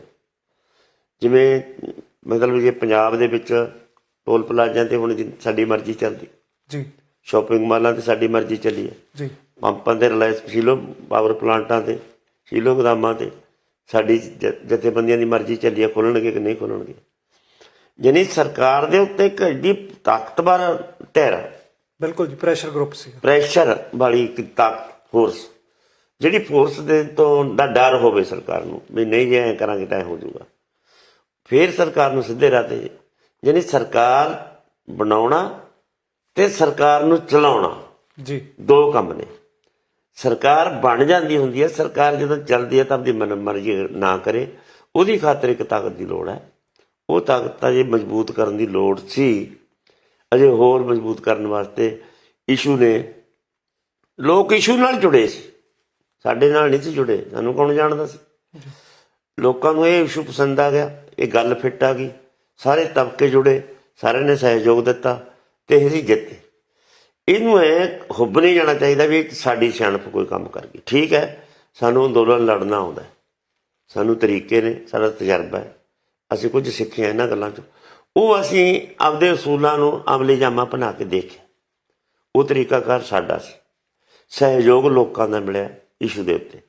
ਲੋਕਾਂ ਦੇ ਸਹਿਯੋਗ ਨੂੰ ਇਹ ਸਮਝ ਲੈਣਾ ਵੀ ਹਰ ਗੱਲ 'ਚ ਸਾਨੂੰ ਸਹਿਯੋਗ ਦੇ ਦੇਣਗੇ, ਹਰ ਇਸ਼ੂ 'ਤੇ ਇਸ ਤਰ੍ਹਾਂ ਸਹਿਯੋਗ ਮਿਲਿਆ ਕਰੂਗਾ, ਇਹ ਆਪਦੇ ਆਪ ਨਾਲ ਧੋਖਾ ਹੈ। ਇਸ ਕਰਕੇ ਠੀਕ ਹੈ, ਉਹਨਾਂ ਦੀ ਮਰਜ਼ੀ ਹੈ ਸਾਥੀਆਂ ਦੀ, ਜੋ ਸਾਨੂੰ ਠੀਕ ਲੱਗ ਰਿਹਾ ਅਸੀਂ ਕਰ ਰਹੇ ਹਾਂ, ਜੋ ਕਿਸੇ ਦੂਜੀ ਜਥੇਬੰਦੀ ਨੂੰ ਠੀਕ ਲੱਗਦਾ ਉਹ ਕਰ ਰਿਹਾ। ਬਹੁਤ ਸਾਰੀਆਂ ਜਥੇਬੰਦੀਆਂ ਨੇ ਜਿਹੜੀਆਂ ਚੋਣਾਂ ਨਹੀਂ ਲੜ ਰਹੀਆਂ, ਅਜੇ ਖੜੀਆਂ ਨੇ। ਉਸ ਜਥੇਬੰਦੀਆਂ ਹੋ ਸਕਦਾ ਆਉਣ ਦੇ ਦਿਨਾਂ 'ਚ ਕੋਈ ਨਾ ਕੋਈ ਐਕਸ਼ਨ ਪਲਾਨ ਕਰਨ, ਕਿਉਂਕਿ 15 ਦੀ ਮੀਟਿੰਗ 'ਚ 15 ਜਨਵਰੀ ਦੀ ਮੀਟਿੰਗ ਹੈ। ਯੂਪੀ ਵਾਲੀਆਂ ਜਥੇਬੰਦੀਆਂ, ਹਰਿਆਣੇ ਵਾਲੀਆਂ ਜਥੇਬੰਦੀਆਂ ਉਹ ਕਾਇਮ ਨੇ, ਖੜੇ ਨੇ ਸਾਰੇ ਲੋਕ, ਉਹ ਐਕਸ਼ਨ ਪਲਾਨ ਵੀ ਕਰ ਸਕਦੇ ਹਾਂ ਅਸੀਂ। ਫਿਰ ਦੇਖਾਂਗੇ ਕਿ ਕਿੱਧਰ ਨੂੰ ਜਾਂਦੇ ਕਹਾਣੀ। ਇਹਨਾਂ ਨੂੰ ਵੜਨ ਦੇਣਗੇ ਜੀ ਮੋਰਚੇ ਦੇ ਵਿੱਚ ਦੁਬਾਰਾ? ਇਹ ਕਹਿੰਦੇ ਵੀ ਅਸੀਂ ਇੱਧਰਲੇ ਪਾਸੇ ਜਿਹੜਾ ਦੇਖੋ ਨਾਂ ਜਿਹੜਾ ਰੱਖਿਆ ਉਹਨਾਂ ਨੇ ਪਾਰਟੀ ਦਾ, ਸੰਯੁਕਤ ਸਮਾਜ ਮੋਰਚਾ, SKM ਨਾਲ ਹੀ ਮਿਲਦਾ ਜੁਲਦਾ ਹੈ, ਮਤਲਬ ਹੈ ਨਾ ਜੀ। ਸੰਯੁਕਤ ਕਿਸਾਨ ਮੋਰਚਾ, ਸੰਯੁਕਤ ਸਮਾਜ ਮੋਰਚਾ, ਵਿੱਚੋਂ ਕਿਸਾਨ ਹਟਾਤਾ ਤੇ ਸਮਾਜ ਲਾ ਲਿਆ। ਫਿਰ ਹੁਣ ਮੋਰਚਾ ਸਮਾਜ ਦਾ ਬਣ ਗਿਆ ਇਹ ਮੋਰਚਾ, ਕਿਉਂਕਿ ਸਾਰੇ ਸਮਾਜ ਦੀਆਂ ਵੋਟਾਂ ਲੜੀਆਂ ਨੇ। ਉਹ ਸੰਯੁਕਤ ਕਿਸਾਨ ਮੋਰਚਾ ਸੀ ਕਿਉਂਕਿ ਕਿਸਾਨਾਂ ਦਾ ਬਹੁਤ ਵੱਡਾ ਇਸ਼ੂ ਸੀ, ਉਹ ਸੰਘਰਸ਼ੀ ਇਸ਼ੂ ਸੀ। ਇਹ ਮੋਰਚੇ ਦਾ ਤਾਂ ਚੱਲ ਇਹ ਨਾਂ ਇਹਨਾਂ ਦਾ ਮੋਰਚਾ ਪਤਾ ਨਹੀਂ, ਸਮਝ ਨਹੀਂ ਆਉਂਦੀ ਵੀ ਪਾਰਟੀ ਹੈ ਕਿ ਮੋਰਚਾ ਹੈ। ਇਹਦਾ ਅਜੇ ਸਾਫ਼ ਹੋਣਾ ਆਉਣ ਵਾਲੇ ਦਿਨਾਂ 'ਚ, ਕੀ ਨਾਂ ਦਿੰਦੇ ਹੈ, ਕੀ ਇਹ 'ਤੇ ਕੋਈ ਚੋਣ ਨਿਸ਼ਾਨ ਮਿਲਦਾ ਹੈ ਜਾਂ ਕੋਈ ਇਹਨੂੰ ਮਾਨਤਾ ਮਿਲਦੀ ਹੈ, ਇਹ ਰਜਿਸਟਰਡ ਹੁੰਦਾ ਹੈ ਕਿ ਨਹੀਂ ਹੁੰਦਾ, ਇਹਨੂੰ ਕੀ ਰੂਪ ਦਿੰਦੇ ਨੇ, ਜਿਹਦਾ ਦੇਖਣ ਵਾਲਾ ਹੋਊਗਾ। ਚੱਲ ਇਹਦੇ 'ਤੇ ਅਸੀਂ ਤਾਂ ਉਹਨਾਂ ਨੂੰ ਸੋਚਣਾ ਹੈ, ਕਿਉਂਕਿ ਉਹਨਾਂ ਦਾ ਆਪਦਾ ਰਾਹ ਹੈ, ਸਾਡੇ ਆਪਦਾ ਰਾਹ ਹੈ, ਅਖਤਿਆਰ ਅਗਲੇ ਨੂੰ। ਕਿਸੇ ਨੂੰ ਵੀ ਦੇਖੋ ਪੋਲੀਟੀਕਲ ਪਾਰਟੀ ਛੱਡ ਕੇ ਦੂਜਾ ਦੂਜੇ 'ਚ ਜਾਈ ਜਾਂਦਾ, ਦੂਜਾ ਤੀਜੇ ਨਾਲ ਰਲ ਜਾਂਦਾ, ਕੁਛ ਪਤਾ ਨਹੀਂ ਲੱਗਦਾ। ਉਸ ਧੂੜ ਦੇ ਵਿੱਚ ਇਹਨਾਂ ਦਾ ਟੱਟੂ ਭੱਜਿਆ ਹੋਇਆ, ਦੇਖ ਲਾਂਗੇ ਕੀ ਬਣਦਾ। ਕਿਉਂਕਿ ਜੇ ਆਪਾਂ ਪਿੱਛੇ ਨਿਗਾਹ ਮਾਰੀਏ ਤਾਂ ਬਲਵੀਰ ਸਿੰਘ ਰਾਜੇਵਾਲ ਹੋਰਾਂ ਦਾ ਜਿਹੜਾ ਪੋਲੀਟੀਕਲ ਪਿਛੋਕੜ ਵੀ ਰਿਹਾ, ਉਹ ਅਕਾਲੀ ਦਲ 'ਚ ਵੀ ਰਹੇ ਨੇ ਤੇ ਫਿਰ ਉਹ ਆਮ ਆਦਮੀ ਪਾਰਟੀ ਨਾਲ ਵੀ ਉਹਨਾਂ ਦਾ ਪਿਛਲੀਆਂ ਚੋਣਾਂ ਦੇ ਵਿੱਚ ਦੇਖਣ ਨੂੰ ਮਿਲਿਆ ਝੁਕਾਅ। ਤੇ ਹੁਣ ਵੀ ਗੱਲ ਚੱਲਦੀ ਸੀ ਕਿ ਰਾਜੇਵਾਲ ਸਾਹਿਬ ਨੂੰ ਪੰਜਾਬ ਦਾ ਮੁੱਖ ਮੰਤਰੀ ਦੇ ਤੌਰ ਤੇ ਆਮ ਆਦਮੀ ਪਾਰਟੀ ਉਭਾਰਨਾ ਚਾਹੁੰਦੀ ਸੀ। ਇਹ ਕਿੱਧਰ ਨੂੰ, ਕਿਤੇ ਹੁਣ BJP ਨਾਲ ਹੋ ਗਿਆ ਜਾਂ ਇਹ ਤੁਹਾਨੂੰ ਕੀ ਲੱਗਦਾ ਵੀ ਇਹ ਸਾਰੇ ਕਾਸੇ ਦਾ ਬਣਾਉਣ ਦੇ ਨਾਲ ਕਿਹਨੂੰ ਫਾਇਦਾ ਹੋਊਗਾ, ਕਿਹੜੀ ਪਾਰਟੀ ਨੂੰ ਵੱਧ ਫਾਇਦਾ? ਦੇਖੋ ਸਾਨੂੰ ਤਾਂ ਮੈਨੂੰ ਲੱਗਦਾ ਵੀ ਇਹਨਾਂ ਗੱਲਾਂ 'ਚ ਨਹੀਂ, ਮੈਨੂੰ ਤਾਂ ਨਹੀਂ ਪੈਣਾ ਚਾਹੀਦਾ, ਖਾਸ ਕਰਕੇ ਕਿਉਂਕਿ ਇਹ ਤਾਂ ਉਹਨਾਂ ਦਾ ਪਰਸਨਲ ਫੈਸਲਾ ਕੀਤਾ ਹੋਇਆ ਤੇ ਮੈਨੂੰ ਕਮੈਂਟ ਕਰਨ ਦਾ ਕੋਈ ਅਧਿਕਾਰ ਨਹੀਂ। ਹੁਣ ਤੱਕ ਇਹ ਸਪੋਰਟ ਤਾਂ ਕਰਦੇ ਆਏ ਨੇ ਸਿੱਧੇ ਤੌਰ 'ਤੇ, ਅੱਜ ਤੱਕ ਕਿਸੇ ਪਾਰਟੀ 'ਚ ਸ਼ਾਮਲ ਤਾਂ ਨਹੀਂ ਰਾਜੇਵਾਲ ਸਾਹਿਬ ਹੋਏ। ਅੱਛਾ ਜੀ। ਤੇ ਸਪੋਰਟ ਕਰਦੇ ਆਏ ਨੇ। ਜਿਹੜੇ ਸਾਥੀ ਦੂਜੇ ਨੇ ਉਹ ਇਲੈਕਸ਼ਨਾਂ ਲੜਦੇ ਨੇ, CPM ਵਾਲੇ, CPI ਦੀਆਂ ਕਿਸਾਨ ਸਭਾਵਾਂ ਨੇ, ਉਹ ਉਹਨਾਂ ਦੇ ਆਲਰੇਡੀ ਪਹਿਲਾਂ ਲਿਬਰੇਸ਼ਨ ਵਾਲੇ ਨੇ, ਉਹ ਚੋਣ ਲੜਦੇ ਰਹੇ ਨੇ ਤੇ ਇਹ ਚੋਣਾਂ 'ਚ ਹਿੱਸਾ ਲੈਂਦੇ ਰਹੇ ਨੇ ਤੇ ਇਹਨਾਂ ਦੀਆਂ ਟ੍ਰੇਡ ਆਰਗੇਨਾਈਜੇਸ਼ਨਾਂ, ਯੂਨੀਅਨ ਦੇ ਵਿੱਚ ਵੀ ਕੰਮ ਕਰਦੀਆਂ ਰਹੀਆਂ ਨੇ। ਤੇ ਅਸੀਂ ਚਲੇ ਇਹਦੇ ਬਾਰੇ ਬਹੁਤਾ ਤਾਂ ਨਹੀਂ ਕੁਝ ਕਹਿ ਸਕਦੇ, ਇਹ ਤਾਂ ਇਹਨਾਂ ਨੇ ਫੈਸਲਾ ਕਰਨਾ ਹੈ। ਮੁੱਖ ਮੰਤਰੀ ਬਣ ਜਾਣ ਜੀ ਆਇਆਂ ਨੂੰ। ਪਹਿਲਾਂ ਕਿਹੜਾ ਮੁੱਖ ਮੰਤਰੀ ਕਿਸਾਨ ਬਣੇ ਨਹੀਂ, ਬਾਦਲ ਵੀ ਕਿਸਾਨ ਹੀ ਸੀ ਮੁੱਖ ਮੰਤਰੀ, ਪ੍ਰਤਾਪ ਸਿੰਘ ਕੈਰੋਂ ਕਿਸਾਨਾਂ ਦਾ ਮੁੱਖ ਮੰਤਰੀ ਸੀ, ਇਹ ਜਿਹੜਾ ਹਰਚਰਨ ਬਰਾੜ ਹੈ ਉਹ ਵੀ ਕਿਸਾਨਾਂ ਦਾ ਮੁੱਖ ਮੰਤਰੀ ਸੀ। ਐਂ ਤਾਂ ਮੁੱਖ ਮੰਤਰੀ ਕਿਸਾਨਾਂ ਦੇ ਬਹੁਤ ਬਣੇ ਨੇ, ਤੇ ਅਮਰਿੰਦਰ ਵੀ ਆਪਦੇ ਆਪ ਨੂੰ ਕਿਸਾਨ ਮੁੱਖ ਮੰਤਰੀ ਕਹਿੰਦਾ ਸੀ। ਇਸ ਕਰਕੇ ਜੇ ਹੋਰ ਇਹ ਰਾਜੇਵਾਲ ਸਾਹਿਬ ਬਣ ਜਾਣਗੇ ਕਿਸਾਨਾਂ ਦੇ ਮੁੱਖ ਮੰਤਰੀ, ਚਲੋ ਫਿਰ ਕਿੰਨਾ ਕੁ ਫਰਕ ਪੈਂਦਾ ਦੇਖ ਲਾਂਗੇ। ਇਹ ਕਿਹਨੂੰ ਫਾਇਦਾ ਹੋਊਗਾ ਜੀ? ਕਿਹੜੀ ਪਾਰਟੀ ਨੂੰ? ਇਹ ਜਿਹੜੀ ਵੋਟ ਬੈਂਕ ਦੀ ਡਿਵਾਈਡ ਦੀ ਰਾਜਨੀਤੀ ਪੰਜਾਬ 'ਚ ਸ਼ੁਰੂ ਹੋ ਗਈ ਹੈ। ਇਹ ਦੇਖੋ ਇਹ ਐਸਟੀਮੇਟ ਲਾਉਂਦੇ ਹੁੰਦੇ ਨੇ ਜਿਨ੍ਹਾਂ ਨੇ ਚੋਣ ਦੀ ਗਿਣਤੀਆਂ ਮਿਣਤੀਆਂ 'ਚ ਪੈਣਾ। ਸਾਡੇ ਹਿਸਾਬ ਨਾਲ ਤਾਂ ਰਾਜੇ ਵਾਲਾ ਜੇ ਤਾਂ ਵੀ ਉਹੀ ਗੱਲ ਹੈ, ਚੰਨੀ ਵਾਲਾ ਜੇ ਤਾਂ ਵੀ ਉਹੀ ਗੱਲ ਹੈ। ਕਿਉਂਕਿ ਜਿਹੜੀ ਧਿਰ ਨਾਲ ਤੁਹਾਡਾ ਕੇਂਦਰ ਦੇ ਵਿੱਚ ਪੇਚਾ ਪਿਆ ਰਿਹਾ, ਉਹ ਧਿਰ ਹੁਣ ਪੰਜਾਬ ਦੇ ਵਿੱਚ ਦੇਖੋ ਸਾਡਾ ਇੱਕ ਜਿਹੜੀ ਆਮ ਲੋਕ ਕਹਿੰਦੇ ਨੇ ਵੀ ਵੋਟ ਕੀ ਚੋਟ, ਇਹ ਸਾਡਾ ਇਸ਼ੂ ਨਹੀਂ ਹੈ। ਵੋਟ ਦੀ ਚੋਟ ਤੁਹਾਡਾ ਇਸ਼ੂ ਨਹੀਂ ਹੈ? ਇਸ਼ੂ ਨਹੀਂ ਹੈ ਸਾਡਾ ਇਹ, ਨਾ ਸਾਡਾ ਇਹ ਨਾਰਾ, ਨਾ ਸਾਡਾ ਇਹ ਇਸ਼ੂ ਹੈ। ਵੋਟ ਨਾਲ ਚੋਟ ਨਹੀਂ, ਅਸੀਂ ਸੰਘਰਸ਼ਾਂ ਵਾਲੀ ਚੋਟ ਮਾਰਦੇ ਹਾਂ। ਚੋਟ ਮਾਰਨੀ ਹੈ ਨਿਸ਼ਾਨੇ ਤੇ ਮਾਰਾਂਗੇ, ਸਹੀ ਮਾਰਾਂਗੇ, ਅੰਗ ਕੇ ਮਾਰਾਂਗੇ। ਵੋਟ ਦੀ ਚੋਟ ਵਾਲਾ ਸਾਡਾ ਇਸ਼ੂ ਨਹੀਂ ਹੈ। ਇਸ ਕਰਕੇ ਅਸੀਂ ਇਹ ਕੀ ਕਰਦੇ ਨੇ, ਕਿਹਦੇ ਨਾਲ ਰਲਦੇ ਨੇ, ਕਿਹਦਾ ਨੁਕਸਾਨ ਕਿਹਨੂੰ ਹੁੰਦਾ ਹੈ, ਸਾਡਾ ਤਾਂ ਇਹ ਇਸ਼ੂ ਹੈ ਵੀ ਕੋਈ ਵੀ ਸਰਕਾਰ ਬਣ ਜੇ, ਚਾਹੇ ਇਹ ਸੰਯੁਕਤ ਸਮਾਜ ਮੋਰਚੇ ਦੀ ਸਰਕਾਰ ਬਣ ਜੇ। ਅੱਜ ਤੁਹਾਡੇ ਸਾਹਮਣੇ ਆ, ਕੱਲ ਨੂੰ ਦਿਨ ਚੜ੍ਹਨਾ, ਮਹੀਨੇ ਚੜ੍ਹਨੇ ਨੇ, ਸਾਲ ਵੀ ਚੜ੍ਹਨਾ, 2022 ਨੇ ਸਾਹਮਣੇ ਆਉਣਾ, ਨਵੀਂ ਵਿਧਾਨ ਸਭਾ ਨੇ ਸਾਹਮਣੇ। ਜਿਹੜੀ ਮਰਜ਼ੀ ਸਰਕਾਰ ਬਣ ਜੇ ਉਹਦੇ ਨਾਲ ਸਾਨੂੰ ਇਸੇ ਤਰ੍ਹਾਂ ਆਹ ਹਾਲਤਾਂ ਇਸੇ ਤਰ੍ਹਾਂ ਹੀ ਰਹਿਣਗੀਆਂ। ਇਹਨੂੰ ਹਾਲਤਾਂ ਦੇ ਵਿੱਚ ਕੋਈ ਵੱਡੀ ਤਬਦੀਲੀ ਨਹੀਂ ਆ ਸਕਦੀ। ਤੁਸੀਂ ਪੰਜਾਬ ਦੇ ਹੱਕਾਂ ਦੇ ਲਈ ਲੜਦੇ ਰਹੋਗੇ ਜਿਸ ਤਰ੍ਹਾਂ ਤੁਸੀਂ ਪਹਿਲਾਂ ਸੰਘਰਸ਼? ਅਸੀਂ ਲੜਦੇ ਰਹਾਂਗੇ ਤੇ ਇਸੇ ਤਰ੍ਹਾਂ ਹੀ ਲੜਦੇ ਰਹਾਂਗੇ। ਟੋਟਲ ਕਰਜ਼ਾ ਖਤਮ ਕਰਾਉਣਾ, ਕਰਜ਼ੇ ਦੀ ਨੀਤੀ, ਖੇਤੀ ਧੰਦੇ ਨੂੰ ਲਾਹੇਵੰਦ ਬਣਾਉਣਾ, ਜ਼ਮੀਨਾਂ ਦੀ ਕਾਣੀ ਵੰਡ ਹੈ ਜਿਹੜੀ ਉਹ ਖਤਮ ਕਰਾਉਣੀ ਹੈ, ਖੇਤੀ ਜੋਗੀ ਜ਼ਮੀਨ ਕਿਸਾਨਾਂ ਕੋਲੇ ਹੋਵੇ ਲੈਣੀ ਹੈ, ਬੇਰੁਜ਼ਗਾਰੀ ਖਤਮ ਕਰਾਉਣੀ ਹੈ ਇੱਥੋਂ ਬਿਲਕੁਲ, ਕੋਈ ਮੁੰਡਾ ਬਾਹਰ ਨਾ ਜਾਵੇ, ਇੱਥੇ ਰਹਿਣ, ਨਸ਼ਿਆਂ ਦੀ ਨਾਲ ਲਾਮਤ ਨੂੰ ਪੱਟਣਾ, ਇੱਥੋਂ ਜੜੋਂ ਪੱਟਣਾ, ਪਬਲਿਕ ਸੈਕਟਰ ਨੂੰ ਬਚਾਉਣਾ। ਇਹ ਚੋਣ ਮੈਨੀਫੈਸਟੋਆਂ 'ਚ ਤੁਸੀਂ ਦੱਸੋ ਵੀ ਸਾਰੇ ਪਾਉਣਗੇ? ਸਾਡੇ ਮੋਰਚੇ ਵਾਲੇ ਸਾਥੀ ਨੇ ਚੋਣ ਮੈਨੀਫੈਸਟੋ ਦੇਖੋ ਪਾਉਣਗੇ ਇੱਧਰ ਨੂੰ। ਇਹ ਕਹਿੰਦੇ ਨੇ ਵੀ ਸਾਡਾ ਕਾਰਪੋਰੇਟ ਨਿਸ਼ਾਨਾ ਰਹੂਗਾ। ਕਾਰਪੋਰੇਟ ਦੇ ਨਿਸ਼ਾਨੇ ਤੇ ਆ ਸਾਰੀਆਂ ਚੀਜ਼ਾਂ ਪਾਉਣੀਆਂ ਪੈਣਗੀਆਂ। ਇਹ ਸਾਰਾ ਕਰਜ਼ਾ ਖਤਮ ਕਰਾਂਗੇ। ਜੇ ਨਹੀਂ ਪਾਉਂਦੇ ਜੀ ਇਹ ਫਿਰ ਨਹੀਂ ਪਾਉਂਦੇ ਫਿਰ ਲੋਕ ਦੇਖ ਲੈਣਗੇ। ਤੁਸੀਂ ਬਾਈਕਾਟ ਦਾ ਸੱਦਾ ਦਿਓਗੇ ਇਹਨਾਂ ਨੂੰ? ਨਹੀਂ, ਅਸੀਂ ਕੋਈ ਇਹਨਾਂ ਦਾ ਇਸ ਤਰ੍ਹਾਂ ਦੀ ਅਸੀਂ ਨਹੀਂ, ਉਸ ਤਰ੍ਹਾਂ ਦਾ ਰਵੱਈਆ ਅਸੀਂ ਨਹੀਂ ਰੱਖ ਰਹੇ, ਉਸ ਤਰ੍ਹਾਂ ਦਾ ਰਿਸ਼ਤਾ ਅਸੀਂ ਇਹਨਾਂ ਨਾਲ ਨਹੀਂ ਬਣਾ ਰਹੇ। ਅਸੀਂ ਇਹਨਾਂ ਨੇ ਚੋਣਾਂ 'ਚ ਚਲੇ ਗਏ ਤਾਂ ਇਹਨਾਂ ਨਾਲ ਕੋਈ ਅਸੀਂ ਦੁਸ਼ਮਣੀ ਹੰਢਾਈਏ, ਇਹ ਸਾਡਾ ਰਵੱਈਆ ਨਹੀਂ ਹੈ। ਅਸੀਂ ਇਹਨਾਂ ਤੇ ਇਸ ਤਰ੍ਹਾਂ ਦੀ ਕੋਈ ਕਮਿਟਮੈਂਟ ਨਹੀਂ ਕਰਨੀ ਵੀ ਇਹਨੂੰ ਚਰਚਾ ਦਾ ਵਿਸ਼ਾ ਬਣਾ ਲਈਏ। ਸਾਡੇ ਸੰਗੀ ਰਹੇ ਨੇ, ਸਾਡੇ ਸਾਥੀ ਰਹੇ ਨੇ, ਇਹਨਾਂ ਦਾ ਫੈਸਲਾ ਕਰਨ ਦਾ ਅਖਤਿਆਰ ਹੈ ਇਹਨਾਂ ਕੋਲੇ। ਇਹ ਕਿਸੇ ਦੀ ਸਪੋਰਟ ਵੀ ਕਰ ਸਕਦੇ ਨੇ, ਆਪ ਵੀ ਲੜ ਸਕਦੇ ਨੇ, ਪਹਿਲਾਂ ਵੀ ਲੜਦੇ ਰਹੇ ਨੇ, ਪਰ ਲੜ ਕੇ ਆ ਜਾਣਗੇ ਮੁੜ ਕੇ। ਅਸੀਂ ਇਸ ਆਸ ਨਾਲ, ਪਰ ਅਸੀਂ ਥੜੇ ਨੂੰ ਕਮਜ਼ੋਰ ਨਹੀਂ ਹੋਣ ਦਿੰਦੇ। ਥੜੇ ਤੇ ਸੱਟ ਪਈ ਹੈ ਪਰ ਇਹਨੂੰ ਹੋਰ ਕਮਜ਼ੋਰ ਅਸੀਂ ਨਹੀਂ ਹੋਣ ਦਿੰਦੇ। ਅਸੀਂ ਹੋਰ ਉਪਰਾਲਾ ਕਰਾਂਗੇ, ਹੋਰ ਤਕੜੇ ਹੋਵਾਂਗੇ, ਹੋਰ ਇਕੱਠੇ ਹੋਵਾਂਗੇ। ਜਿੰਨੇ ਨਹੀਂ ਚੋਣਾਂ ਲੜਨ ਵਾਲੇ ਉਹਨਾਂ ਨੂੰ ਇਕੱਠੇ ਕਰਕੇ SKM ਨੂੰ ਮਜ਼ਬੂਤ ਰੱਖਣ ਦੀ ਕੋਸ਼ਿਸ਼ ਕਰਾਂਗੇ। ਜੀ ਉਗਰਾਹਾਂ ਸਾਹਿਬ, ਜੇ ਆਪਾਂ ਗੱਲ ਕਰੀਏ ਫੈਡਰਲ ਹੱਕਾਂ ਦੇ ਉੱਤੇ, ਸਾਡੇ ਸੰਘੀ ਢਾਂਚੇ ਦੇ ਉੱਤੇ ਕੇਂਦਰ ਲਗਾਤਾਰ ਹਮਲੇ ਕਰਦਾ ਆ ਰਿਹਾ, ਇਹਦੇ ਬਾਰੇ ਤੁਹਾਡਾ ਕੀ ਸਟੈਂਡ ਰਹੂਗਾ? ਇਹਦੇ ਬਾਰੇ ਸਾਡਾ ਸਟੈਂਡ ਹੈ ਵੀ ਇਹ ਲੋਕਤੰਤਰ ਦੇ ਵਿੱਚ ਡਿਕਟੇਟਰਸ਼ਿਪ ਨਹੀਂ ਚੱਲਦੀ ਹੁੰਦੀ। ਜਿਹੜੇ ਇਹ ਲੋਕਾਂ ਮਨੁੱਖੀ ਅਧਿਕਾਰਾਂ ਤੇ ਅਟੈਕ ਕਰਦੇ ਨੇ, ਅਸੀਂ ਪਹਿਲਾਂ ਇਹਦਾ ਵਿਰੋਧ ਕਰਦੇ ਰਹੇ ਹਾਂ। ਤੁਸੀਂ ਦੇਖਿਆ ਹੋਣਾ ਵੀ ਅਸੀਂ ਪਿੱਛੇ ਦਸੰਬਰ ਦੇ ਵਿੱਚ 10 ਦਸੰਬਰ ਨੂੰ ਅਸੀਂ ਮਨੁੱਖੀ ਅਧਿਕਾਰ ਦਿਵਸ ਮਨਾਇਆ ਸੀ। ਅਸੀਂ ਉੱਥੇ ਬੁੱਧੀਜੀਵੀ ਦੀ ਰਿਹਾਈ ਦੀ ਗੱਲ ਕੀਤੀ ਹੈ। ਅਸੀਂ ਕਿਹਾ ਵੀ ਇਹ ਬੇਦੋਸ਼ੇ ਲੋਕਾਂ ਨੂੰ ਫੜ ਜੇਲ੍ਹਾਂ 'ਚ ਤੁੰਨੀ ਜਾਂਦੇ ਹੋ, ਜਿਹੜੇ ਲੋਕਾਂ ਦੇ ਹੋ ਰਹੇ ਜ਼ਬਰ ਦੇ ਨਵੀਆਂ ਆਰਥਿਕ ਨੀਤੀਆਂ ਦੇ ਖਿਲਾਫ ਬੋਲਦੇ ਨੇ, ਲਿਖਦੇ ਨੇ, ਤੁਸੀਂ ਉਹਨਾਂ ਦੇ ਪਾ ਕੇ UAP ਪਾ ਕੇ, ਉਹਨਾਂ ਦੇ ਕੇਸ ਪਾ ਕੇ, ਝੂਠੇ ਪਰਚੇ ਪਾ ਕੇ ਜੇਲ੍ਹਾਂ 'ਚ ਬੰਦ ਕਰ ਰਹੇ ਹੋ, ਉਹਨਾਂ ਦੀ ਆਵਾਜ਼ ਬੰਦ ਕਰਨ ਦੀ ਕੋਸ਼ਿਸ਼ ਕਰਦੇ ਹੋ। ਇਹ ਬਰਦਾਸ਼ਤ ਨਹੀਂ ਹੋਊਗੀ। ਇਹ ਅਸੀਂ ਜ਼ੋਰ ਨਾਲ ਪੁੱਟ ਕਰ ਰਹੇ ਹਾਂ। ਧਾਰਾ 370 ਦਾ ਵੀ ਅਸੀਂ ਵਿਰੋਧ ਕੀਤਾ, ਅਸੀਂ ਨੋਟਬੰਦੀ ਦਾ ਵੀ ਵਿਰੋਧ ਕੀਤਾ, ਅਸੀਂ ਲਾਕਡਾਊਨ ਦਾ ਵੀ ਵਿਰੋਧ ਕੀਤਾ, ਅਸੀਂ ਜਿਹੜੇ NRC ਲਿਆਂਦੀ ਇਹਨਾਂ ਦੇ ਮੁਸਲਮਾਨਾਂ ਤੇ ਉਹਦਾ ਵੀ ਵਿਰੋਧ ਕੀਤਾ। ਅਸੀਂ ਹਰ ਮਸਲੇ ਦਾ ਵਿਰੋਧ ਕਰਦੇ ਹਾਂ। ਜਿਹੜਾ ਇਹ ਗਲਤ ਲਿਆਉਂਦੇ ਨੇ ਉਹਦੀ ਆਵਾਜ਼ ਉਠਾਉਂਦੇ। ਪਿਛਲੇ 5 ਸਾਲ ਦੀ ਕਾਂਗਰਸ ਸਰਕਾਰ ਦੀ ਕਾਰਗੁਜ਼ਾਰੀ ਨੂੰ ਕਿਵੇਂ ਤੁਸੀਂ ਵੇਖਦੇ ਹੋ? ਕੀ ਵਾਅਦੇ ਪੂਰੇ ਹੋਏ ਕਿਸਾਨਾਂ ਨਾਲ ਕੀਤੇ ਹੋਏ? ਨਿਲ ਬਿਲਕੁਲ ਨਹੀਂ ਹੋਏ।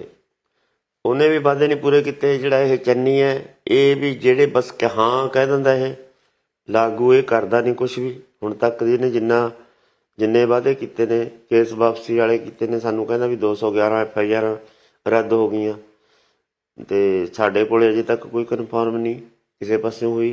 ਅਤੇ ਦੂਜੀ ਆਹ ਕਹਿਆ ਵੀ 2-2 ਲੱਖ ਰੁਪਈਆ ਦੇ ਵਾਸਤੇ ਅਸੀਂ ਰਾਸ਼ੀ ਇੰਨੇ 2000 ਕਰੋੜ ਰੁਪਏ ਦੀ ਰਾਸ਼ੀ ਹੋਰ ਅਸੀਂ ਜਾਰੀ ਕਰਾਂਗੇ।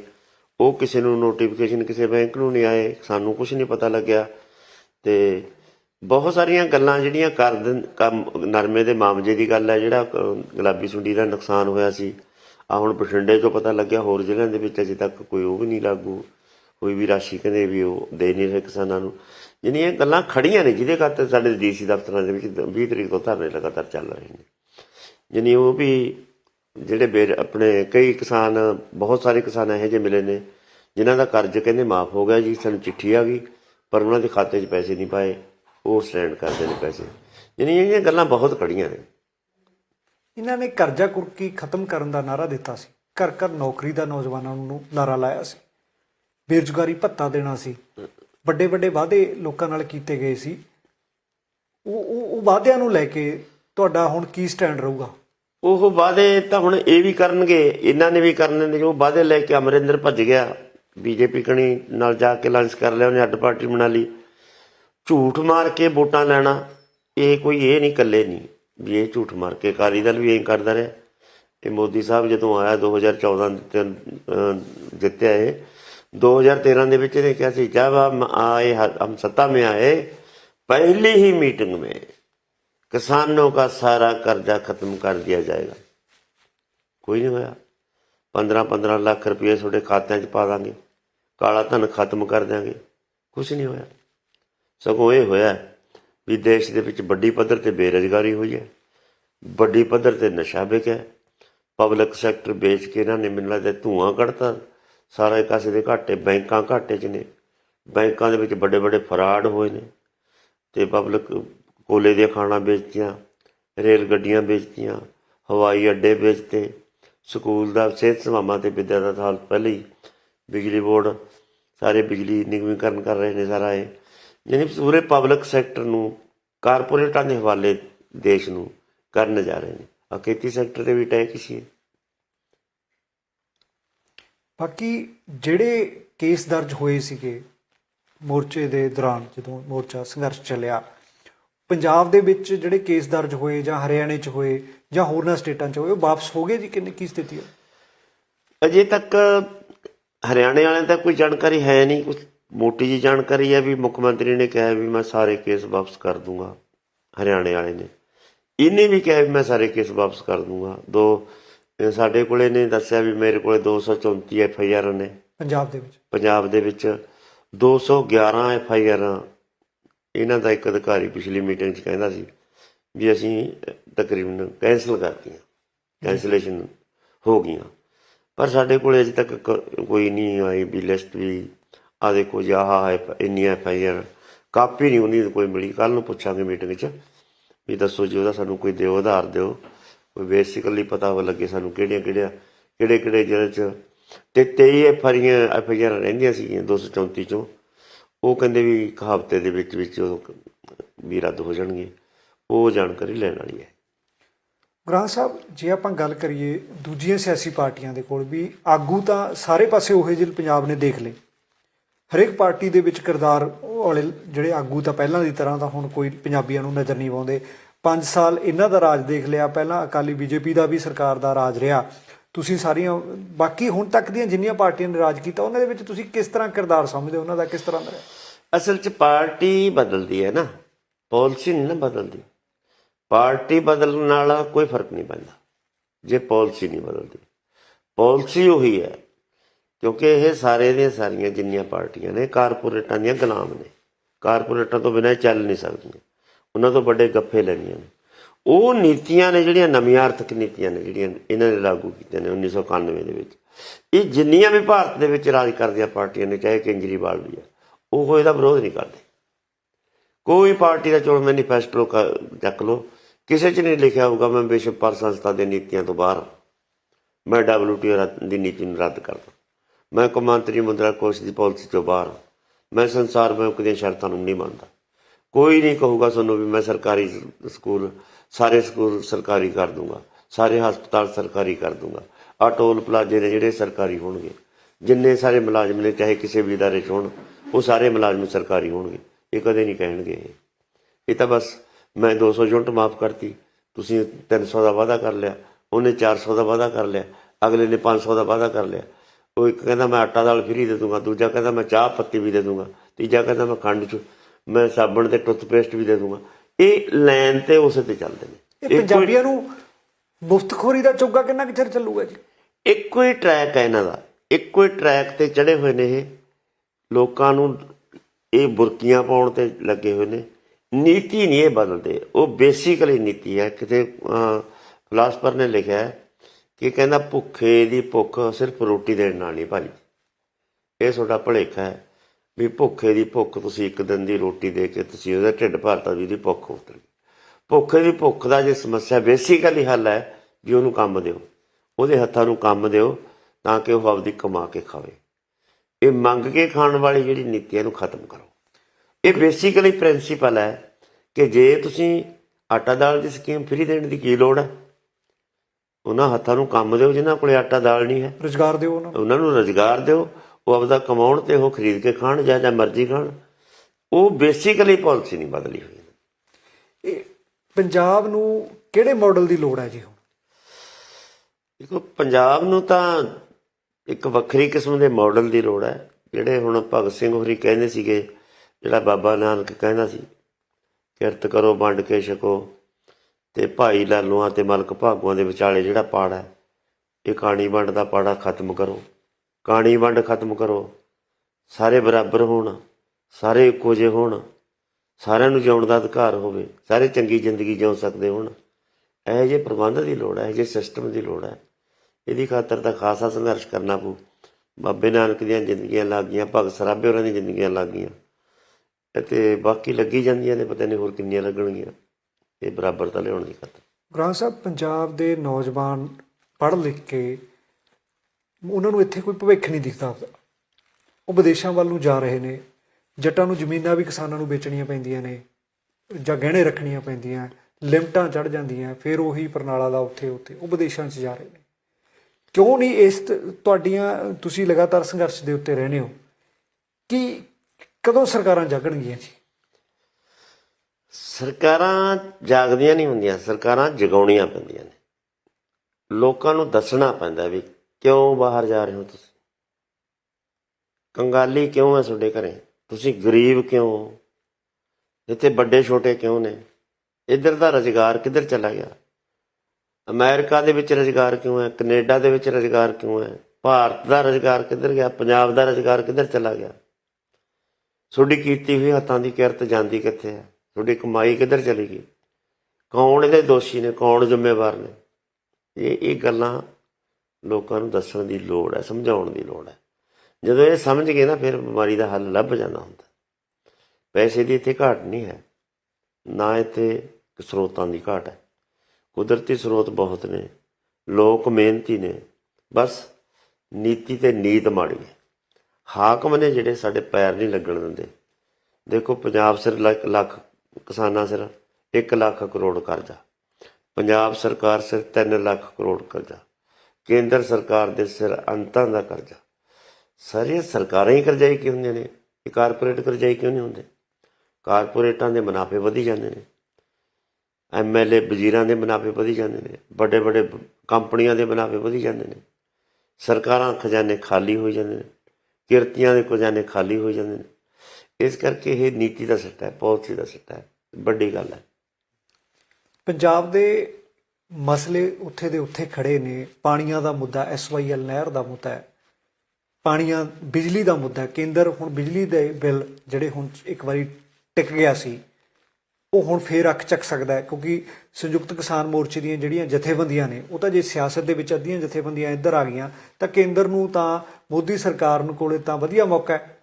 ਤੁਹਾਡੀ ਤਾਕਤ ਤਾਂ ਕਿਤੇ ਘਟ ਹੀ ਗਈ ਨਾ, ਜੇ ਤੁਸੀਂ ਸਿਆਸਤ ਦੇ ਵਿੱਚ ਆ ਗਏ? ਨਹੀਂ, ਤੁਹਾਨੂੰ ਭੁਲੇਖਾ ਲੱਗਦਾ ਹੈ ਤੇ ਇਹਦੇ ਨਾਲ ਕੋਈ ਤਾਕਤ ਤੁਕਤ ਨਹੀਂ ਘਟਣ ਲੱਗੀ। ਠੀਕ ਹੈ, ਫੌਰੀ ਪੈਂਦਾ ਇੱਕ ਝਟਕਾ, ਸੱਟ ਪੈਂਦੀ ਹੈ। ਜਦੋਂ ਬੰਦਾ ਕੋਈ ਅੱਡ ਹੁੰਦਾ ਨਾ, ਜਾਂ ਘਰ ਦੇ ਵਿੱਚ ਕੋਈ ਵਾਰਦਾਤ ਹੋ ਜਾਂਦੀ ਹੈ, ਉਦੋਂ ਇੱਕ ਵਾਰ ਤਾਂ ਘਰ 'ਚ ਹੁੰਦਾ ਵੀ ਆਪਣਾ ਘਰ ਕਿਵੇਂ ਚੱਲੂ, ਪਰ ਇਹ ਭੁਲੇਖਾ ਹੁੰਦਾ। ਘਰ ਤਾਂ ਫਿਰ ਉਵੇਂ ਜਿਵੇਂ ਪੱਕ ਚੱਲਣ ਲੱਗ ਜਾਂਦਾ। ਕੁਛ ਦਿਨ ਰਹਿੰਦਾ, ਇਹਦਾ ਕੁਛ ਦਿਨ ਅਸਰ ਰਹੂਗਾ। ਤੁਸੀਂ ਦੇਖੋਗੇ ਇਹ ਕਿਸਾਨ ਮੂਵਮੈਂਟ ਨੂੰ ਕੋਈ ਨਹੀਂ ਰੋਕ ਸਕਦਾ। ਉਹੀ ਪੰਜਾਬ ਦੇ ਲੋਕ ਨੇ, ਸਭ ਕੁਝ ਜਾਣਦੇ ਨੇ। ਕੀ ਠੀਕ ਹੋਇਆ, ਕੀ ਗਲਤ ਹੋਇਆ, ਲੋਕਾਂ ਨੇ ਫੈਸਲਾ ਕਰਨਾ। ਅਸੀਂ ਕਹਾਂਗੇ ਤਾਂ ਅਗਲਾ ਕਹੂਗਾ। ਦੂਜੀ ਜਥੇਬੰਦੀਆਂ ਦਾ ਵਿਰੋਧ ਕਰਨ ਦਾ, ਇੱਕ ਦੂਜੇ ਤੇ ਚਿੱਕੜੋ ਛਾਲੀ ਕਰਨ ਦਾ ਫਾਇਦਾ ਨਹੀਂ ਕੋਈ ਹੁੰਦਾ, ਕਿਉਂਕਿ ਲੋਕਾਂ ਨੇ ਸਹੀ ਤੇ ਗਲਤ ਦਾ ਫੈਸਲਾ ਤਾਂ ਲੋਕਾਂ ਨੇ ਕਰਨਾ ਹੁੰਦਾ। ਸਮਾਂ ਲੱਗਦਾ ਇਹ ਗੱਲ ਤੇ, ਪਰ ਇਹ ਨਹੀਂ ਵੀ ਲੋਕ ਦੇਖਦੇ ਨਹੀਂ ਕੁਛ।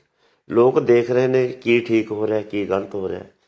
ਅਸੀਂ ਕਿਸੇ ਗੱਲ ਨੂੰ ਠੀਕ ਜਾਂ ਗਲਤ ਕਹਿ ਕੇ ਕਿਸੇ ਤੇ ਕਮੈਂਟ ਕਰੀਏ, ਉਹਦੇ ਨਾਲ ਚੰਗੀ ਗੱਲ ਹੈ ਵੀ ਲੋਕ ਫੈਸਲਾ ਕਰਨ ਵੀ ਕਿਹੜੀ ਗੱਲ ਠੀਕ ਹੋਈ ਹੈ, ਤੇ ਉਹ ਗੱਲਾਂ ਨੂੰ ਫਿਰ ਲੋਕਾਂ ਦੀ ਗੱਲ ਸੁਣ ਕੇ ਫਿਰ ਅਸੀਂ ਆਪਦੇ 'ਚ ਸੁਧਾਰ ਕਰੀਏ। ਹੋ ਸਕਦਾ ਅਸੀਂ ਗਲਤ ਹੋਈਏ, ਹੋ ਸਕਦਾ ਸਾਥੀ ਗਲਤ ਹੋਣ, ਉਹ ਫੈਸਲਾ ਲੋਕ ਆਪੇ ਕਰ ਦੇਣਗੇ। ਸਮਾਂ ਲੱਗੂਗਾ। ਇਸ ਤਰ੍ਹਾਂ ਹੀ ਲਹਿਰਾਂ ਹੀ ਉਸਰਦੀਆਂ ਨੇ। ਕਦੇ ਲਹਿਰ ਡਿੱਗਣੀ ਡਿੱਗਦੀ ਹੈ, ਕਦੇ ਫਿਰ ਉੱਠਦੀ ਹੈ, ਫਿਰ ਡਿੱਗਦੀ ਹੈ, ਫਿਰ ਉੱਠਦੀ ਹੈ। ਅਸੀਂ ਮਜ਼ਬੂਤ ਹੁੰਦੀ ਹੈ ਲਹਿਰ, ਸੱਟਾਂ ਖਾ ਕੇ ਮਜ਼ਬੂਤ ਹੁੰਦੇ ਆ। ਇਹਦੇ ਤਜਰਬੇ ਇਸੇ 'ਚੋਂ ਹੀ ਸਿੱਖਦੇ ਹਾਂ। ਬਹੁਤ ਕੁਝ ਸਿੱਖਣ ਨੂੰ ਮਿਲਦਾ।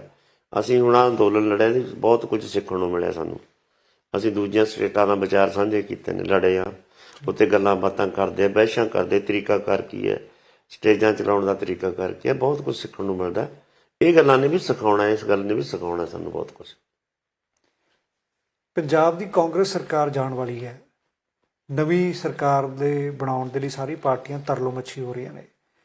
ਇਸ ਸਰਕਾਰ ਤੋਂ ਤੁਸੀਂ ਵਾਅਦੇ ਕਰਾਉਣ ਦੇ, ਕਿਉਂਕਿ ਸਮਾਂ ਬਹੁਤ ਘੱਟ ਹੈ, ਕੋਡ ਆਫ ਕੰਡਕਟ ਕਿਸੇ ਵੀ ਵੇਲੇ ਲੱਗ ਸਕਦਾ ਹੈ। ਜੇ ਸਰਕਾਰ ਇਹ ਵਾਅਦੇ ਪੂਰੇ ਨਹੀਂ ਕਰਦੀ ਤਾਂ ਤੁਹਾਡਾ ਕੀ ਅਗਲੀ ਰਣਨੀਤੀ ਹੋਊਗੀ? ਦੇਖੋ, ਇਹ ਸਰਕਾਰ ਦੇ ਕੋਲੇ ਜਿੰਨਾ ਕੁ ਟਾਈਮ ਹੈ, ਇਹਦੇ 'ਚ ਤਾਂ ਜਿਹੜੀਆਂ ਹੋਈਆਂ ਮੰਗਾਂ, ਸਾਡੀਆਂ ਮੰਨੀਆਂ ਹੋਈਆਂ ਮੰਗਾਂ ਨੇ, ਉਹ ਲਾਗੂ ਕਰਵਾ ਲਈਏ। ਜਿਹੜੀਆਂ ਮੰਗਾਂ ਦੇ ਇਹਨਾਂ ਨੇ ਵਾਅਦੇ ਕੀਤੇ ਨੇ, ਉਹਦੇ ਬਾਰੇ ਕੁਛ ਕਹਾ ਲਈਏ ਇਹਨਾਂ ਤੋਂ। ਇੰਨਾ ਕੀ ਵਕਤ ਹੈ, ਉਹਦੀ ਖਾਤਰ ਅਸੀਂ ਤਾਂ ਉਸੇ ਦਿਨ ਦੀ ਮੈਦਾਨ 'ਚ 20 ਤਰੀਕ ਤੋਂ DC ਹੈਡਕੁਆਟਰਾਂ 'ਚ 15-16 ਜਗ੍ਹਾ 'ਤੇ ਸਾਡੇ ਧਰਨੇ ਚੱਲਦੇ ਨੇ, ਤੇ ਇਹ ਉਹਨਾਂ ਚਿਰ ਹੀ ਚੱਲਦੇ ਰਹਿਣਗੇ ਜਿੰਨਾ ਚਿਰ ਪੂਰੀਆਂ ਨਹੀਂ ਹੁੰਦੀਆਂ। ਫਿਰ ਅਸੀਂ ਦੇਖਾਂਗੇ ਵੀ ਕੀ ਕਰਨਾ। ਫਿਰ ਤਾਂ ਕੋਡ ਆਫ ਕੰਟੈਕਟ ਲੱਗ ਜਾਣਾ। ਫਿਰ ਕੋਡ ਆਫ ਕੰਟੈਕਟ ਦੇ ਵਿੱਚ ਵੀ ਅਸੀਂ ਟੇਕੇ ਤਾਂ ਨਹੀਂ ਬੈਠਣਾ। ਫਿਰ ਅਸੀਂ ਕੋਈ ਹੋਰ ਦੱਸਾਂਗੇ ਲੋਕਾਂ ਨੂੰ ਵੀ ਭਾਈ ਚੋਣਾਂ ਕੀ ਹੁੰਦੀਆਂ ਨੇ ਜੀ, ਜਿਹੜੀਆਂ ਇਸ ਨੀਤੀਆਂ 'ਤੇ ਲੜੀਆਂ ਜਾਣ ਵਾਲੀਆਂ ਚੋਣਾਂ ਨੇ ਕੀ ਨੇ, ਇਹ ਤੁਹਾਡਾ ਕੀ ਕਰ ਦੇਣਗੀਆਂ। ਇਹਨਾਂ ਤੋਂ ਬਚ ਕੇ ਕਿਵੇਂ ਰਹਿਣਾ। ਵੋਟ ਦਾ ਅਧਿਕਾਰ ਹੈ ਤੁਹਾਨੂੰ, ਤੁਸੀਂ ਸਾਰੇ ਪਾਓ, ਅਸੀਂ ਨਹੀਂ ਕਿਸੇ ਨੂੰ ਰੋਕਦੇ।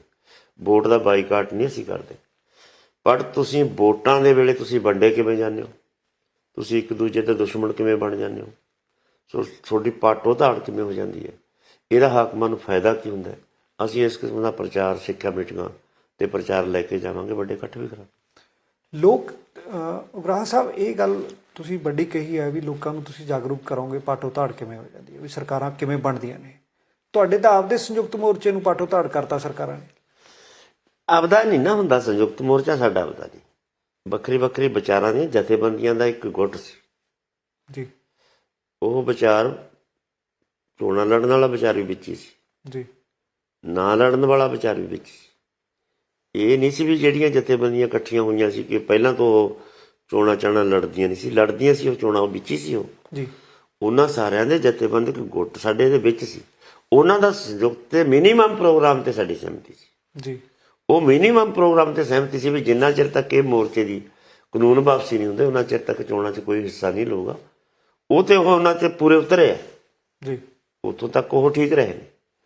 ਤੇ ਉਸ ਤੋਂ ਬਾਅਦ ਹੁਣ ਉਹ ਮੋਰਚੇ, ਉਹ ਕਾਨੂੰਨ ਵਾਪਸ ਹੋ ਕੇ, ਠੀਕ ਹੈ ਸਾਡੀ ਗੱਲ ਇਹ, ਅਸੀਂ ਵੀ ਆਪਣੀ ਪੋਜੀਸ਼ਨ ਤੇ ਠੀਕ ਹੈ ਵੀ ਅਜੇ ਉਹ ਕਾਨੂੰਨ ਵਾਪਸ ਹੋਣ ਤੋਂ ਬਾਅਦ ਇਸ ਮੋਰਚੇ ਨੇ ਹੋਰ ਡਿਵੈਲਪ ਹੋਣਾ ਸੀ, ਕਿਉਂਕਿ ਤੁਹਾਡੇ ਮਸਲੇ ਦਾ ਹੱਲ ਹਜੇ ਹੋਏ ਨਹੀਂ। ਹਾਂ, ਉਹ ਖੜੇ ਨੇ ਸਾਡੇ ਮਸਲੇ, ਅਸੀਂ ਤਾਂ ਸਮਝਦੇ ਹਾਂ ਵੀ ਖੜੇ ਨੇ, ਕਿਉਂਕਿ ਸੰਕਟ ਸਿਰਫ ਨਵਾਂ ਸੰਕਟ ਪੈਦਾ ਹੋਣ ਤੋਂ ਟਲਾ ਬਚਾਅ ਹੋ ਗਿਆ। ਉਹ ਸੰਕਟ ਤਾਂ ਖੜਾ, ਉਹ ਸੰਕਟ ਖੜਾ ਹੈ। ਅਸੀਂ ਉਹ ਤੇ ਸਟੈਂਡ ਕਰਦੇ ਹਾਂ। ਸਾਥੀਆਂ ਨੂੰ ਜਿਵੇਂ ਠੀਕ ਲੱਗਿਆ ਉਹਨਾਂ ਨੇ ਫੈਸਲਾ ਕਰ ਲਿਆ, ਉਹ ਤੇ ਹੁਣ ਆਪਾਂ ਬਹੁਤਾ ਕਮੈਂਟ ਨਹੀਂ ਕਰਦੇ ਜੀ। ਦੂਸਰਾ ਹੈਗਾ ਜੀ, ਜਾਂਦੇ ਜਾਂਦੇ ਅਸੀਂ, ਤੁਹਾਡਾ ਸਮਾਂ ਤਾਂ ਕਾਫੀ ਲੈ ਲਿਆ, ਸਮਾਂ ਇਜਾਜ਼ਤ ਨਹੀਂ ਦਿੰਦਾ। ਪੰਜਾਬ ਲਈ ਤੁਸੀਂ ਕੀ ਭਵਿੱਖ ਸੋਚਦੇ ਹੋ? ਆਉਣ ਵਾਲਾ ਭਵਿੱਖ ਪੰਜਾਬ ਦਾ ਕੀ ਹੋਊਗਾ ਜੇ ਪੰਜਾਬ ਦੇ ਕੋਲੇ ਕੋਈ ਮਾਡਲ ਨਹੀਂ ਹੁੰਦਾ? ਦੇਖੋ, ਪੰਜਾਬ ਦੇ ਲੋਕ ਨੇ ਖਰੀ ਖੋਟੀ ਨੂੰ ਸਮਝਣ ਦੇ ਸਮਰੱਥ ਹੋ ਗਏ। ਜੀ। ਗਲਤ ਤੇ ਠੀਕ ਦੇ ਵਿੱਚ ਫੈਸਲਾ ਕਰਨ ਦੀ ਲੋਕਾਂ ਦੀ ਚੇਤਨਾ 'ਚ ਵਾਧਾ ਹੋਇਆ। ਲੋਕਾਂ ਦੇ ਵਿੱਚ ਪੋਲੀਟੀਕਲ ਪਾਰਟੀਆਂ ਵਾਸਤੇ ਅਵੇਅਰਨੈਸ ਜਾਗੀ ਹੈ ਕਿ ਕੀ ਨੇ ਇਹ, ਕੌਣ ਨੇ, ਕਿੱਥੇ ਨੁਕਸ ਹੈ। ਇਹਦਾ ਇਸ ਮੋਰਚੇ ਨੇ ਫਾਇਦਾ ਕੀਤਾ, ਇਸ ਮੂਵਮੈਂਟ ਨੇ ਫਾਇਦਾ ਕੀਤਾ। ਲੋਕਾਂ ਨੇ ਇਸ ਗੱਲ ਦਾ ਅਹਿਸਾਸ ਵੀ ਹੋਇਆ ਵੀ ਜਦੋਂ ਅਸੀਂ ਇਕਜੁੱਟ ਹੋ ਕੇ ਭਿੜਦੇ ਹਾਂ ਤਾਂ ਵੱਡੀਆਂ ਤੋਂ ਵੱਡੀਆਂ ਹੁਕੂਮਤਾਂ ਚੁੱਕ ਸਿੱਟ ਲੈਂਦੇ ਹਾਂ। ਇਸ ਕਰਕੇ ਅਸੀਂ ਇਸ ਅੰਦੋਲਨ ਦਾ ਸਿਹਰਾ ਕਦੇ ਵੀ ਆਪਦੇ ਸਿਰ ਨਹੀਂ ਬੰਨ੍ਹਦੇ। ਤੁਸੀਂ ਵੀ ਨਾਲ ਸੀ, ਗਾਇਕ ਵੀ ਨਾਲ ਸੀ, ਸਾਰੇ ਤਬਕੇ ਜਿੰਨੀ ਕਲਾਕਾਰ, ਗੀਤਕਾਰ, ਨਾਟਕਕਾਰ, ਸਾਰੇ ਪੰਜਾਬੀ, ਸਾਰੇ ਹਿੰਦੁਸਤਾਨੀ ਵਕੀਲ, ਮਾਸਟਰ, NRI, ਕਿਹੜੀ ਜਨਤਾ ਸੀ।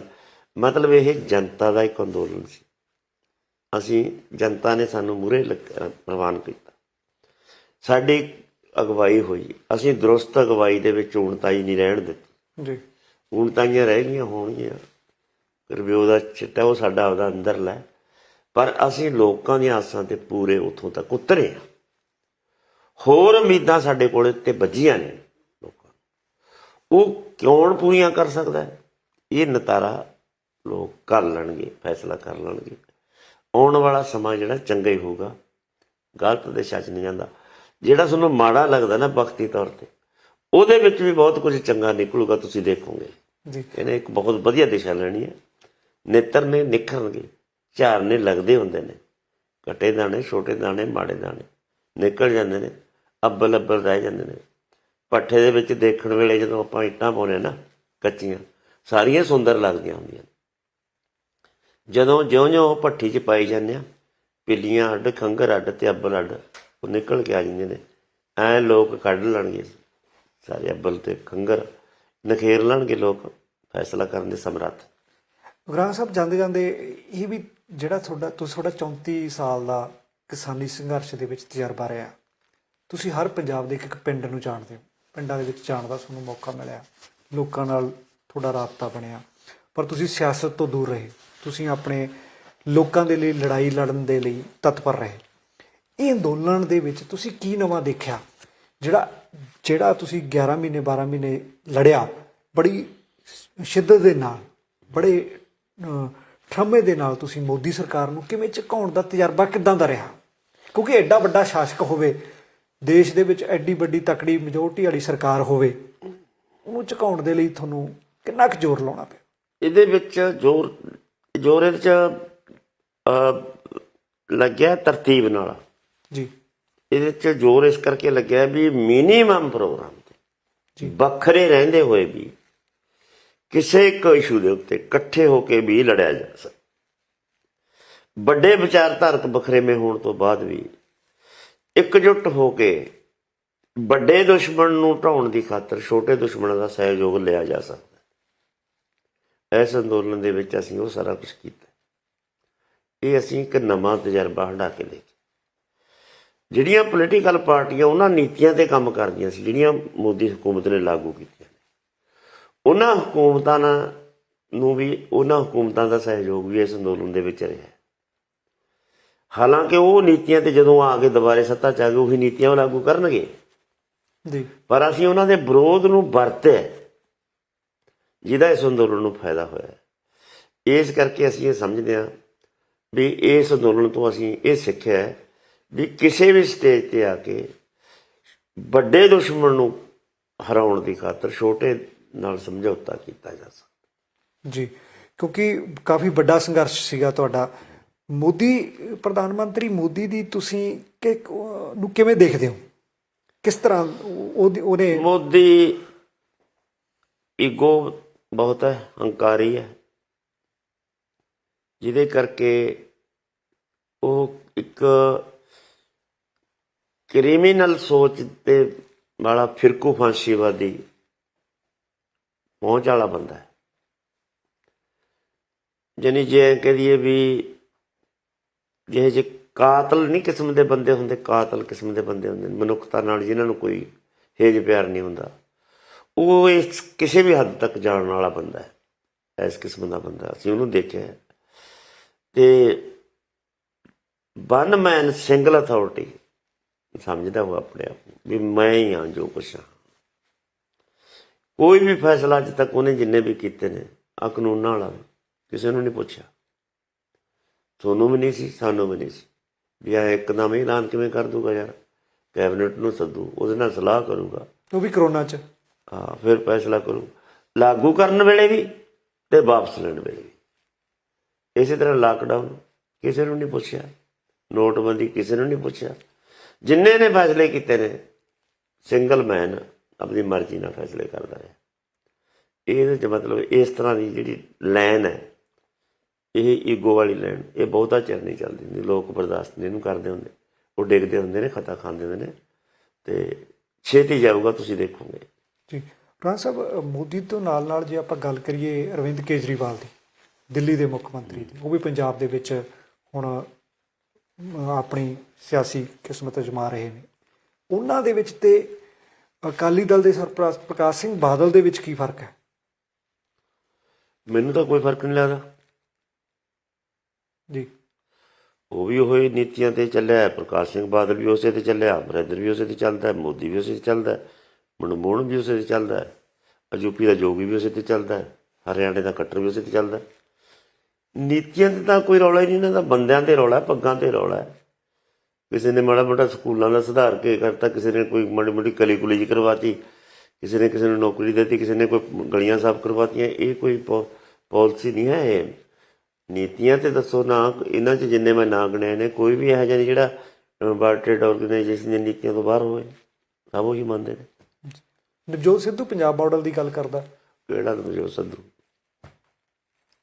ਉਹਦਾ ਕਿਰਦਾਰ ਕਿਸ ਤਰ੍ਹਾਂ, ਤੁਸੀਂ ਉਹਨੂੰ ਕਿਵੇਂ ਦੇਖਦੇ? ਉਹ ਕਿਹੜੇ ਕਿਰਦਾਰ ਆ, ਉਹ ਕਿਹੜਾ ਪੋਲੀਟੀਕਲ ਆ? ਤੇ ਫਿਰ ਪੰਜਾਬ ਨੂੰ ਦਿਸ਼ਾ ਕੌਣ ਦੇਊਗਾ? ਦਿਸ਼ਾ ਪੰਜਾਬ ਦੇ ਲੋਕ ਦੇਣਗੇ। ਪਹਿਲਾਂ ਪੰਜਾਬ ਨੂੰ ਦਿਸ਼ਾ ਕੌਣ ਦਿੰਦਾ ਰਿਹਾ? ਸਦੀਆਂ ਹੋ ਗਈਆਂ ਪੰਜਾਬ ਨੂੰ ਬਸੇ ਨੂੰ, ਲੋਕ ਕੱਢ ਲੈਣਗੇ। ਲੋਕਾਂ ਦੇ ਵਿੱਚ ਬਹੁਤ ਦਿਸ਼ਾ ਦੇਣ ਵਾਲੇ ਨੇ, ਐਡੇ ਐਡੇ ਸਿਰ ਵਾਲੇ ਬੈਠੇ ਨੇ।